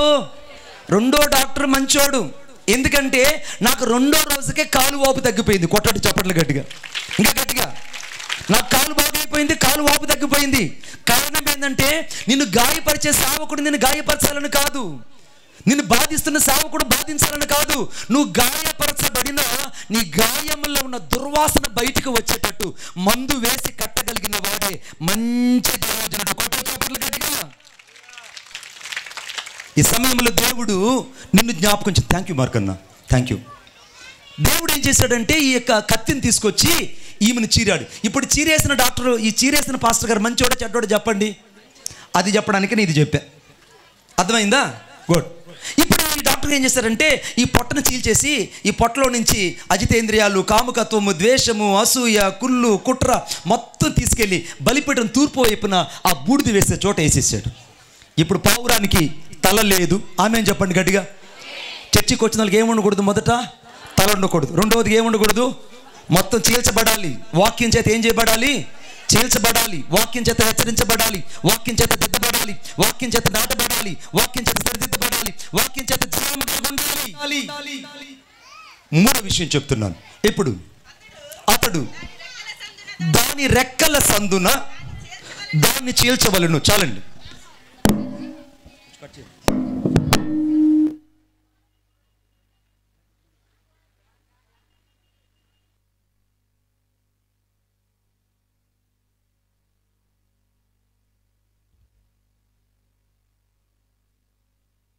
ఇప్పుడు చదువు బిడ్డ. అతడు దాని రెక్కల సందున దాన్ని చీల్చవలెను, దాని చాలండి. 3వదిగా పాస్టర్ గారు చేసింది ఏంటంటే, యాజకుడు చేసిందంటే దాని రెక్కలను వెనక్కి విరిచేశాడు. ఇప్పుడు ఈ పావురానికి రెక్కలు కూడా లేవు, పావురానికి రెక్కలు లేవు. ఎందుకు రెక్కలు లేవంటే, ఇప్పుడు ఈ పావురాన్ని చెప్తా, బిడ్డ ఎగురుకుంటా అటు వెళ్ళగలవా? పోనీ నువ్వు ఇటు వెనక్కి రాగలవా? రాలేవు. ముందుకు వెళ్ళగలవా? ముందుకు వెళ్ళగలవా? చేతులు రెక్కలు చాపి ఎగరగలవా? ఎగరలేదు. ఎవరైతే యేసయ్య చేతికి తమ జీవితాన్ని అప్పగిస్తారో వారి రెక్కలు విరవబడతాయి, వారి జీవితం యేసయ్య చేతిలో ఉంటుంది. కాబట్టి వాళ్ళు లోకములోకి ఎగరలేరు, వాళ్ళ రెక్కలు విరవబడాలి. ఇప్పుడు ఇక పాపానికి రెక్కలు లేవు, ఇక రెక్కలతో ఇంకా లోకములోకి ఎగరలేదు, పాపములోకి ఎగరలేదు, భూ సంబంధం మనసు పెట్టుకోదు. అందుకే వాక్యం రాయబడింది, కొలస్సీయుల పత్రిక 3వ అధ్యాయం 1వ వచనం 2వ వచనం రాయబడింది, భూ సంబంధమైన వాటి మీద మనసు పెట్టుకోండి అని రాయబడింది. అందుకే don't be concentrated on the earthly things అని రాయబడింది. ఈ సమయంలో భూ సంబంధమైన వాటి మీద నువ్వు మనసు పెట్టుకుంటే దేవుని కోసం నువ్వు బ్రతుకులో బిడ్డ. దేవుని యొక్క వాక్యం చెప్తుంది. ఇప్పుడు ఈ పావురము కల్పించబడింది, ఈ పావురము తన దేహం చేర్చబడింది, ఈ పావురానికి రెక్కలు విరవబడ్డాయి. ఈ పాస్టర్ గారు ఏం చేశారంటే ఆ పావురాన్ని అడిగాడు, బిడ్డ నువ్వు నా మాట వింటావా తల్లి అని అంటే, వింటా పాస్టర్ గారు, నా జీవితాన్ని దేవునికి ఇచ్చేసాను, నా తలను దేవునికి ఇచ్చేసాను, బలిపీఠం మీద కాలిపోయింది, నా శరీరం వాక్యానికి అప్పగించాను, నా శరీరం అంతా వాక్యం చేత చేరబడింది, ఇక నా చేతులు దేవునికి అప్పగించాను, నా జీవితంలో సమస్త అవయవాలు దేవునికి అప్పగించాను, నేను బతుకున్నది నా యేసయ్య కోసం అనింది. కొట్ట చప్పట్లు గట్టిగా, ఇంకా గట్టిగా. యేసయ్య కోసమే పాస్టర్ గారు ఈ పావురాన్ని అమాంతంగా తీసుకొని ఆ బలిపీఠం దగ్గర ఆ మండే నిప్పుల మీద ఈ పావురాన్ని అమాంతంగా పెట్టి ఆ నిప్పుల మీద దహించేశాడు. కొద్దిసేపటికి పావురము ఆ బలిపీఠం మీద నిప్పుల్లో కాలిపోతుంది. ఆ చివరి రాయబడింది, అది యెహోవాకు ఇంపైన సువాసన కలిగిన హోమము. ఇది ఇంపైన సువాసన కలిగిన హోమముగా మారిపోయింది. ఎవరైతే ఉదయకాల సమయంలో యేసయ్య చేతికి వస్తారో, ఎవరైతే దేవుని చేతికి అప్పగించబడతారో, ఎవరైతే సంపూర్తిగా దేవుని యొక్క బలిపీఠం కిందకు వస్తారో, వారు దేవునికి ఇంపైన సువాసనము కలిగిన హోమముగా మార్చబడతారు. దేవునికి ఇంపైన సువాసన కలిగిన హోమము. నువ్వు అలా ఉన్నావో లేదో ఆలోచించుడు. నువ్వు అలా ఉండగలిగితే దేవుడికి స్తోత్రం. అలాగా లేకపోతే ఈరోజు నువ్వు ఆలోచించాలి. నేను చెప్పాను కదా, ఈ ఊర్లోకి రాగానే ఏదో మారిపోయింది, ఏదో మార్చేసావు నువ్వు. ఈ ఊర్లోకి రాగానే నాకు చెప్పారు, మీ ఊరు వాళ్ళు, మీ బంధువులు, మీ ఇంటి పేరటోళ్ళు ఇక్కడ ఉన్నారని. ఇప్పుడు చెప్పనా, మా ఊరోళ్ళైనా, మా బంధువులైనా, మా రక్త సంబంధులైనా మీరు గాక నాకు ఎవరున్నారండి? మీరు గాక నాకు ఎవరున్నారు? మా ఊరోళ్ళైనా, ఇంటి పేరటోళ్ళైనా, బంధువులైనా, ఆత్మీయులైనా మీ అంత ప్రేమ కలిగిన వాళ్ళు నాకెవరున్నారు? యేసయ్యలో. ఈరోజు దేవుడు నిన్ను ప్రేమిస్తున్నాడు బిడ్డ. ఈ పావురం ఏ రీతిగా అయితే బలిపీఠం దగ్గర అర్పించబడిందో, ఈరోజు నీ జీవితం కూడా యేసయ్య చేతికి అప్పగించబడి నువ్వు ఆశీర్వాదంగా వెల్లుదువుగాక. కొట్టు చప్పట్లు గట్టిగా. ఇంకా కూర్చున్నాను. మూడో విషయం చెప్తాను. Gone sit. మూడో విషయం, 107వ దావీదు కీర్తన 29వ వచనం. 107:29 వచనం. అన్నయ్య, ఆయన తుఫానును ఆపివేయగా దాని తరంగములో అణిగిపోయిను, అవి నిమ్మలమైపోయినవని సంతోషించరు. చాలు బిడ్డ. ఈరోజు దేవుడు నీ జీవితంలో ప్రతి తుఫాను తరంగాలను ఆపేయబోతున్నాడు. ఆమేన్. మీకు ఎంతమందికి తెలుసో తెలియదో నాకు తెలియదు, కానీ మనం పెట్టుకున్నటువంటి ఈ డేట్స్లో, అంటే మనం పెట్టుకున్న 30, 31 భయంకరమైన తుఫాను సమయం. ఆమేన్. మీరు ఇక్కడ చూసి ఇక్కడ ఏమనుకోవాలి, మేము బయట ఉండి చెప్తున్నాను నేను. I have to face it. The 3 days is the great and disasters. మంచి వర్షాలు, భయంకరమైన వర్షాలు, కానీ ఒక మహత్తరమైన దేవుని కృప, మన కన్నీటి ప్రార్థనకు జవాబే ఇంత మంచిగా ఈ మీటింగ్స్ జరగడం. మహిమా ఘనత ప్రభావం యేసయ్య కలుగునుగాక. ఇప్పుడు జరిగిన సంఘటన ఏంటో తెలుసా? వారు కోరిన రేవును కారిన వారిని నడిపించాడట. 20వ వచనం. ఆయన తన వాక్కును పంపి వారిని బాగు చేసెను, వారు పడిన గుంటలో నుండి వారిని విడిపించును. ఈ చివరిగా దేవుడు చేస్తున్న మాట ఏంటంటే, తన వాక్కును పంపి నిన్ను బాగు చేయబోతున్నాడు. ఈరోజు దేవుడి వాక్యము నీ ఎద్దుకు వచ్చి నిన్ను బాగు చేయబోతుంది. ఎందుకు బాగు చేయబోతుందంటే, వాక్యంలో రాయబడింది. అనగా యెషయా గ్రంథం 54వ అధ్యాయం 10వ వచనం రాయబడింది, పర్వతాలు తొలగిపోయినను, మెట్టలు తత్తరిల్లును, నా కృప నిన్ను విడిచిపోదు అని రాయబడింది. దేవుని కృప నేను ఎందుకు విడిచిపోలేదనంటే, దావీదు కీర్తన 84:11 వచనం రాయబడింది, యెహోవా కృపను ఘనతను అనుగ్రహించును అని రాయబడింది. యెహోవా కృపను ఘనతను అనుగ్రహించేవాడు. అంతకంటే ఎక్కువగా యోహాను రాసిన వార్త 1వ అధ్యాయం అనగా 15వ వచనం రాయబడింది, యేసుక్రీస్తు నుండి కృపను ఘనతను కలుగునుగాక అని రాయబడింది. ఈ సమయంలో దేవుని యొద్ద నుంచి కృపను గ్రహించబడుతున్నది. యేసుక్రీస్తు ప్రభు యొక్క వాక్యంలో నుంచి స్వస్థత ఇవ్వబడుతున్నది. యేసుక్రీస్తు ప్రభు యొక్క వాక్యంలో నుంచి సకల హృదయాలకు కావలసినటువంటి దైవికమైన స్వస్థత ఈ ఉదయాన దయచేయబడుతున్నది. దేవుని వాక్యం అంత శక్తి కలిగింది. దేవుని వాక్యం అంత సజీవమైంది. కొంచెం స్టూడియో పెట్టమ్మా. దేవుని వాక్యం అంత సజీవమైంది. ట్రిపుల్ పెట్టమ్మా. దేవుని వాక్యం అంత సజీవమైంది, అంత శక్తి కలిగినది. ఎందుకోసమని అంటే, ఈ ఉదయకాల సమయంలో తన వాక్కును పంపి నిన్ను బాగు చేయాలనుకుంటున్నాడు. ఎంతకు బాగు చేయాలనుకుంటున్నాడంటే, నిన్ను అంతగా బాగు చేయాలనుకుంటున్నాడు. ఆయన ఉద్దేశం నిన్ను మళ్ళా మనిషిగా చేయాలనుకుంటున్నాడు. ఆయన ఉద్దేశం నువ్వు పోగొట్టుకున్నటువంటి పిల్లల్ని మళ్ళా నీకు ఇవ్వాలనుకుంటున్నాడు. ఆయన ఉద్దేశం నీ పొందిన గాయాలను ఈ దినాన దేవుడు ముట్టి స్వస్థపరచబోతున్నాడు. నువ్వు ఎంత గాయంతో ఇక్కడికి వచ్చావో, ఎవరికి కనబడలేనంత లోతైన గాయం చేత ఇక్కడికి వచ్చావని దేవునికి తెలుసు. ఎవరికి తెలియలేని గాయం చేత నీవు ఇక్కడ కూర్చున్నావని దేవునికి తెలుసు. అయితే దేవుని వాక్యం రాయబడింది, ఆయన గుండె చెదిరిన వారిని బాగు చేసేవాడు కనుక ఈ దినాన దేవుణ్ణి గాయాలు కట్టి నేను పంపించబోతున్నాడు. కొట్టు చప్పట్లు గట్టిగా. దేవుణ్ణి గాయాలు కట్టి నేను పంపించబోతున్నాడు. దేవుడిని గాయాన్ని కట్టి నేను పంపించబోతున్నాడు. ఇప్పుడు పక్కన వాళ్ళకి చెప్పండి, ఈరోజు దేవుడు తన వాక్కును పంపి పక్కన వాళ్ళకి చేయించి చెప్పని చెప్పిన. కై కూడా సొల్లుంగమ్మా, అమ్మా ఉన్ కై కూడా సొల్లుంగరు ఒక మాట సొల్లుంగమ్మా. తమిళ్ నీకు బాగొచ్చు, ఆమా అంటుంది. అప్పుడే ఆమా అంటుంది. ఏం చెప్పాలి? దేవుడు తన వాక్కును పంపి నన్ను జ్ఞాన నివాసపురానికి, పరలోక నివాసానికి, తండ్రి నివాసానికి, దైవ నివాసానికి నన్ను చేర్చాడు. ఆమేన్. 2, దేవుడు నా కట్లు తెంచేసి చెప్పాలి, దేవుడు నా కట్లు తెంచివేసి ఆ పావురం వలె నన్ను తన కోసం వాడుకుంటాడు. 3, దేవుడు తన వాక్కును పంపి నన్ను బాగు చేస్తాడు. దేవుడు తన వాక్కును పంపి నిన్ను బాగు చేస్తాడు. నేను కుష్ఠరోగుల మధ్య సేవ చేస్తున్నా. కుష్ఠరోగుల మధ్య దాదాపు 19 సంవత్సరాలుగా సేవ చేస్తున్నా. I have been the working in to the 19 years. అక్కడందరూ కూడా మనకులాగానే, మన సంఘం లాగానే కష్టార్జితంతో సేవ చేసుకునే వాళ్ళు. 700 మంది కుష్ఠరోగులు ఉంటారు నాగేశ్వరరావు అన్న గారు. 700 మంది కుష్ఠరోగులు, క్షమించి 700 మంది కుటుంబాలు.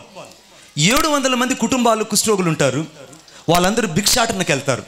భిక్షాటనకి వెళ్ళి 4 వీధులు అడుక్కొని వస్తారు. కూటాల కోసం కాదండి, వాళ్ళు భిక్షాటన వాళ్ళకి జీవన వృత్తి కాబట్టి వాళ్ళు ఆ భిక్షాటన వెళ్ళి అడుక్కొని వచ్చి బతకాలి. వాళ్ళు భిక్షాటన వెళ్ళి అడుక్కొని వచ్చిన తరువాత ఆ ధనమంతా తీసుకొచ్చి మందిరం దగ్గర ఒక పెండ్యాలం ఉంటే ఆ పెండ్యాలంలో పోసి 10వ భాగం తీస్తారు. కొట్టు చప్పట్లు గట్టిగా. ఏ డబ్బులతో తీస్తారు? ఏ డబ్బులతో తీస్తారు? వారు భిక్షాటన చేసినటువంటి ఆ ధనం తీస్తారు. జాన్ రెడ్డి అని ఒక వ్యక్తి ఉన్నాడు మా సంఘంలో. జాన్ రెడ్డి, ఆయనకి 2 చేతులు లేవు. పాస్టర్ గారు కూడా 2 చేతులు 2 కాళ్ళు లేవు, కళ్ళు లేవు. ఆ మహానుభావుడు, ఆయన పేరు ప్రభుకుమార్ గారు. వాళ్ళ భార్య పేరు పద్మమ్మ, ఆమె కూడా కళ్ళు కాలు చేతులు లేవు. ఈ జాన్ రెడ్డి గారు ఒక విశ్వాసి, నాగేశ్వరరావు గారిలో ఒక పెద్ద సంఘ పెద్ద. జాన్ రెడ్డి గారు ఆయన రోజు భిక్షాటనకి వెళ్తాడు. వాళ్ళ భార్య లక్ష్మమ్మ, ఆమె పేరు లక్ష్మమ్మ. ఆమెను ఆ తోపుడు బండిలో కూర్చొని పెట్టి తోపుడు బండిలో తోసుకొని వెళ్తూ దేవుని పాటలు పాడుకుంటూ వెళ్తాడు. ఆయన మద్రాసు, ముంబై ఆ ప్రాంతం వెళ్ళి భిక్షాటన చేస్తాడు. ఆత్మాభిమానం కలిగిన వాళ్ళు కదా, బంధువుల దగ్గర చేయరు. హల్లెలూయా. మనం దూరంగా ఎంత బతికినా యేసు కొరకు రోషంగా బతుకుతున్నామని తెలుసుకుంటే చాలు జనాలు. కొట్టు చప్పట్లు గట్టిగా, ఇంకా గట్టిగా. వాళ్ళు అంత దూరం బతికేసి వచ్చి ఆయన ఒక తీర్మానం చేసుకున్నాడు. ఏంటనంటే, నేను నా యొక్క ఈ అడుక్కునే ఈ పళ్ళెంలో రూపాయి నాణ్యాలు వస్తుంటే నేను తీసుకుంటా. 5 రూపాయల నాణ్యాలు వచ్చినా 10 రూపాయల నాణ్యాలు వచ్చినా దేవునికి ఇచ్చేస్తా. అందరూ వినాలి. లైవ్ వెళ్తుంది ఇప్పుడు. లైవ్లో వాళ్ళు కూడా కడపలో చూస్తుంటారు. They have to see and watching. ఆ యొక్క లక్ష్మమ్మ భర్త అయినటువంటి జాన్ రెడ్డి అడుగుతుందట, అయ్యా జాకెట్ అంతా ఉప్పు పేలిపోయింది, ఒక 25 రూపాయలు ఇవ్వు, ఎడన్నా ఒక పాత జాకెట్ కొనుక్కుంటాను, దయచేసి నాకు ఒక 25 రూపాయలు ఇవ్వు బాబు అని జాన్ రెడ్డి తన భర్తను అడిగితే ఆ భర్త అంటాడట ఒక మాట. ఏమనంటే, పిచ్చిదానా, మనం దేవునితో ఒక ప్రమాణం చేస్తాం. ఏమనంటే, మనం అడుక్కునే పల్లెములో రూపాయి వస్తే మనది, 5 రూపాయలు వచ్చినా 10 రూపాయలు వచ్చినా అంతకు తర్వాత ఎంత వచ్చినా అది దేవుని అని. మరి ఈరోజు మన అవసరానికి రూపాయి నాణ్యాలు ఒక 10-15 వచ్చాయి, తిండికి మాత్రమే సరిపోతాయి, నీ జాకెట్ నేను కొనిలేను అని చెప్తూ వచ్చాడు. కొన్ని సంవత్సరాలు గడిచిపోయాయి. ఆమె 2x2 జాకెట్ కొనుక్కునింది లేదు. ఈ జాన్ రెడ్డి గారు ప్రతిరోజు ఆ డబ్బులంతా పోగేసి ఒక డబ్బాలో వేసి పెట్టేవాడు. ఒకరోజు ఆయన మందిరంలోకి తీసుకొచ్చి 7 లక్షల రూపాయలు కానుక ఇచ్చి మందిరం ముందు ఎక్స్టెన్షన్ చేయించాడు. కొట్టు చప్పట్లు గట్టిగా. మందిరం ముందు ఎక్స్టెన్షన్ చేయించాడు. ఇప్పుడు ఆ యొక్క కుష్ఠరోగుల కాలనీలో మందిరం యొక్క పొడవు ఎంతో తెలుసా? 125 అడుగులు పొడవు, 28 అడుగులు వెడల్పు. 28 feet of the width, 125 feet of the length of church. 125 అడుగులు కలిగిన చర్చి. ఆ చర్చిలో అందరూ కుష్ఠరోగులే. కానీ వాళ్ళకున్న సమర్పణ, వాళ్ళకున్న త్యాగం ఈరోజు నిజంగా మనకుందా? దేవుడు మనకు కళ్ళు ఇచ్చాడు, కాళ్ళు ఇచ్చాడు, దేవుడు మనకు అన్ని అవయాలు ఇచ్చాడు. కానీ యేసయ్య కోసం ఎలాగ బతకగలుగుతున్నావు? ఆ జాన్ రెడ్డి అంటాడు ఒక మాట, నీతిమంతుడు ప్రమాణం చేయగా నష్టం వాటిల్లో మాట తప్పుడు. నీతిమంతుడు ప్రమాణం చేస్తే నష్టం వాటిల్లో మాట తప్పుడు. కానీ నువ్వు దేవునికి మాట ఇచ్చావు, మాట తప్పావు. కానుక ఇస్తానన్నావు, కానుక తప్పావు. సంఘ పెద్దల దగ్గర కానుక చేస్తానన్నావు, ఇంకా చేర్చలేదు. దేవుని కోసం ఇవ్వాల్సిన ధనాన్ని నీ కోసం ఉపయోగించుకోవడం దేవుని క్రమం కానే కాదు. దేవుడు తన వాక్కును పంపి నేను బాగు చేయాలని చూస్తున్నాడు. ఈరోజు నిజంగా నీ హృదయాన్ని దేవునికి ఇవ్వగలవా? నీ జీవితాన్ని నిజంగా దేవునికి ఇవ్వగలవా? ఆ జాన్ రెడ్డి చెప్పిన మాట ఏంటో తెలుసా? నా ఈ జీవితంలో 7 లక్షలు నా యేసయ్య కోసం ఇవ్వగలిగానంటే అది నా గొప్పతనం కాదు, నా దేవుడు మమ్మల్ని ప్రేమించి మేము ఆయన కొరకు సమర్పించుకొని బతకడం వల్లే ఇచ్చాడు అన్నాడు. కొట్టు చప్పట్లు. ఈరోజు నీ ద్వారా దేవుడు గొప్ప గొప్ప శూరకార్యాలు జరిగించుండొచ్చు, కానీ నిజంగా దేవుని కోసం ఎంతగా లోబడి ఉంటావు? ఈరోజు మా కాళహస్తిలో 3 ఆరాధనలు. మొదటి ఆరాధన 9:30 to 12, తర్వాత 2:30 to 3:30 ఒక ఆరాధన, మళ్ళీ 4 గంటల నుంచి 6 గంటల దాకా ఒక ఆరాధన. 3 ఆరాధనలు. ఈ 3 ఆరాధనలని ఈరోజు నేను వేరొక దైవజనులకు అప్పగించాను. మొత్తం నావి 9 సంఘాలు ఉన్నాయి. తండ్రి యొక్క, కుమారుని యొక్క, పరిశుద్ధాత్మ నామంలో 9 సంఘాలు ఉన్నాయి. ఆ 9 సంఘాలు ఈరోజు 9 మంది సేవకులతో నేను మాట్లాడాను. ఒక పెద్ద బ్రాంచ్ చర్చిలోనే ఆ 3 ఆరాధనలకి నేను ఏర్పాటు చేయడం జరిగింది. కారణం ఏంటో తెలుసా బిడ్డ? నాకు దైవజనులు యోనా అన్నగారు ఒక మాట అడిగారు, అన్న ఏ విధం చేతనైనా మీరు ఒక్క ఆదివారం మాతో పాటు ఉండండి. నేను చెప్పాను, నేను ఎప్పుడు ఆదివారం ఉండను, నేను స్టే కాను, నేను ఎంత కూటాలకున్నా ఎంత దూరం అన్నా నేను వెళ్ళిపోతాను అని అంటే, లేదన్నా మీరు ఒక్కరోజు ఉండండి, ముగింపు రోజు కూటానికి ఉండనని చెప్పంటే, నేను ఆ దైవజనుడి కోసం ప్రార్థన చేశాను. ఈ దేకన కొండ కోసం ప్రార్థన చేస్తే ప్రభువు నాకు చెప్పాడు, ఇక్కడున్న వాళ్ళతో ఈ దినం నీ పరిచర్య అవసరం, నువ్వు ఉండు అని చెప్పాడు. దేవునికి స్తోత్రం కలుగునుగా.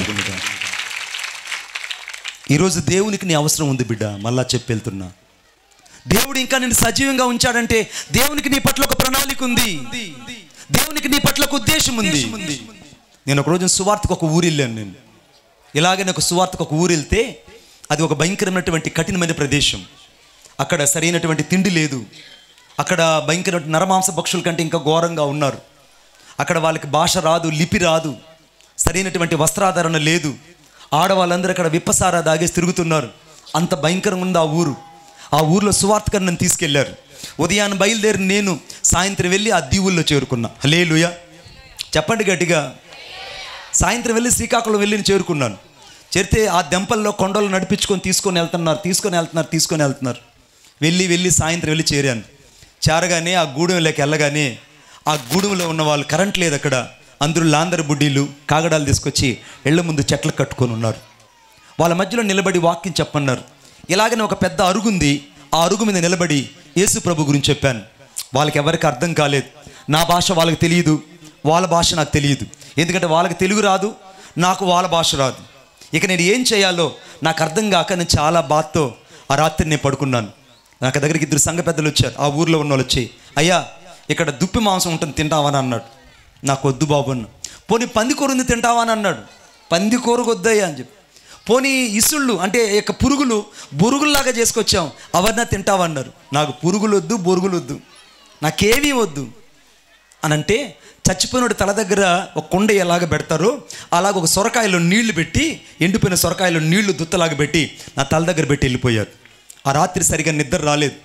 అన్న కాలు దిగుంటే ఒట్టు మార్కన్నా కుక్కో నాకు ఎత్తుకెళ్ళిపోతుంది అన్ను. అట్టుంది అడివి అక్కడ. ఉదయాన్నే ఒక చిన్న కుర్రోడిని పిలిచాను. అంత కుర్రోడిని, అరే ఆ కనబడుతున్న దెంప మీద నన్ను తీసుకెళ్ళు, ఆ కొండ దగ్గర నన్ను తీసుకెళ్ళి అని చెప్పాను. ఆడ కొండ దగ్గర తీసుకెళ్ళి నన్ను వదిలిపెట్టాడు. ఆ రోజు దాదాపు 9 గంటల సేపు ప్రార్థన చేసుకున్నాం. 9 గంటల సేపు ప్రార్థన చేసిన తర్వాత పరిశుద్ధాత్మ దేవుడు 6 గంటల సమయంలో సాయంత్రం నాతో చెప్పాడు, నువ్వు వెళ్ళు, ఈరోజు వాళ్ళ భాషలో నువ్వు సువార్త చెప్తావు, తిరిగి వెళ్ళు అన్నాడు. దేవునికి స్తోత్రం కలుగునుగాక. వాళ్ళ భాషలో నువ్వు సువార్త చెప్తావు, తిరిగి వెళ్ళు అన్నాడు. వాళ్ళ భాషలో నేను తిరిగి వచ్చాను. ఆ రాత్రి మళ్ళీ యథారీతిగా జిమ్మి పావడా వేశారు. జిమ్మి పావడా అంటే ఇప్పుడు మీకు తెలియదులే, మీకు అవన్నీ ఏమీ తెలియదు. జిమ్మి పావడాలంటే ఒకే ఫ్రాకు, ఒకే గౌను, ఇలా కప్పు ఉంటుంది, అద్దాల డ్రెస్ అది. నెమలీకలు, కోడీకలు, కొంగీకలు ఇవన్నీ పైట జావిడిలాగా ఉన్నాయి. అవి వీధులు నడుచుకొని వస్తుంటే మన పంచాయతీ రోడ్లు జింపుతారే, అటు చిమ్ముకొని వస్తున్నాను నేను. తల మీద పెద్ద కొమ్ములు కిరీటం ఒకటి పెట్టారు, తీసుకొచ్చి ఆ వేదిక మీద నిలబెట్టారు. వాక్యం చెప్పన్నారు. రెండో రోజు ఆఖరి రోజు కూటానికి వాక్యం చెప్తూ ఉన్నాను. ఉండేటువంటి పరిశుద్ధాత్మ దేవుడు మా మధ్యలోకి వచ్చాడు. అబ్లే తాను బల్కే బాబు కోరికి దేరే యేసు మస్సు ఓవరే అబ్ మేరా మరే జానే జన్ను గరే యేసు మరే హమ్ ఉఠో గరే అని వాళ్ళ భాషలో సువార్త చెప్పగా 210 మందికి పైగా ఆ రోజు యేసుక్రీస్తు ప్రభు వారు నమ్ముకున్నారు. 210 మందికి పైగా యేసు ప్రభువుని నమ్ముకున్నారు. ఆ పాట పాడుకుందామా? अपने तानु मल के मावु कोई की दो को नीरे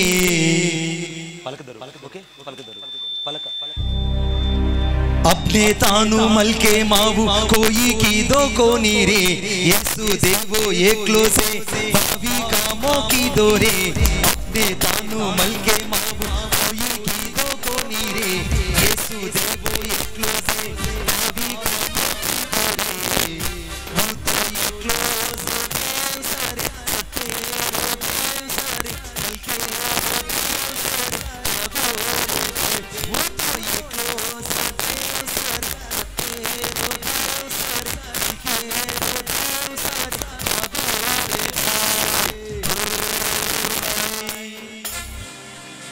పక్కన దానండి.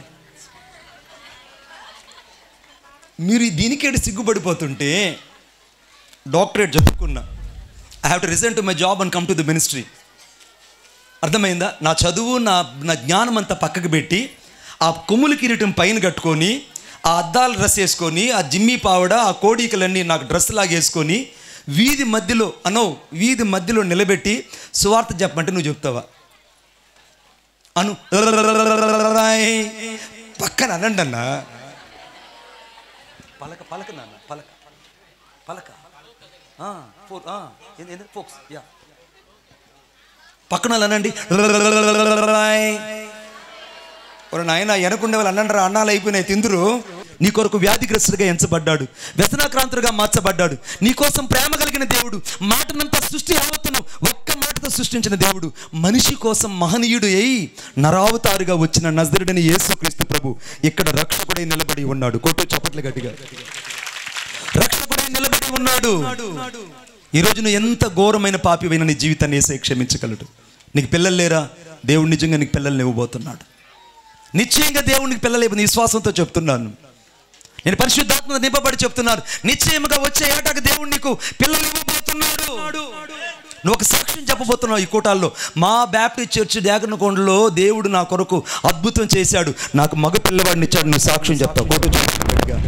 ఇక్కడ ఎవరెవరైతే యవనస్తులు ఉద్యోగాలు లేకున్నారో, ఎవరైతే ఇప్పుడు దాకా భయంకరటువంటి పరిస్థితుల మధ్యలో చదివిన ఉద్యోగాలకు వెళ్ళిన ఇంటర్వ్యూలకు వెళ్ళినా ఓడిపోతున్నారో వారికి దేవుడు ఉన్నతమైన ఉద్యోగాలు యేసయ్య నామములో రాబోతున్నాయి.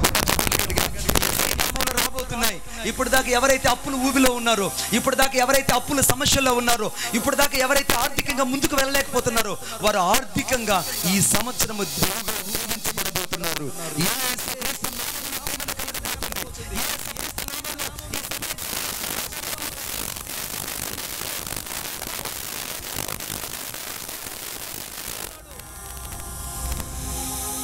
నా దేవుడు ప్రేమామయుడై ఉన్నాడు. నేను ముగింపులోకి వచ్చాను. నిన్ను నివాసపురం చేర్చగలిగిన దేవుడు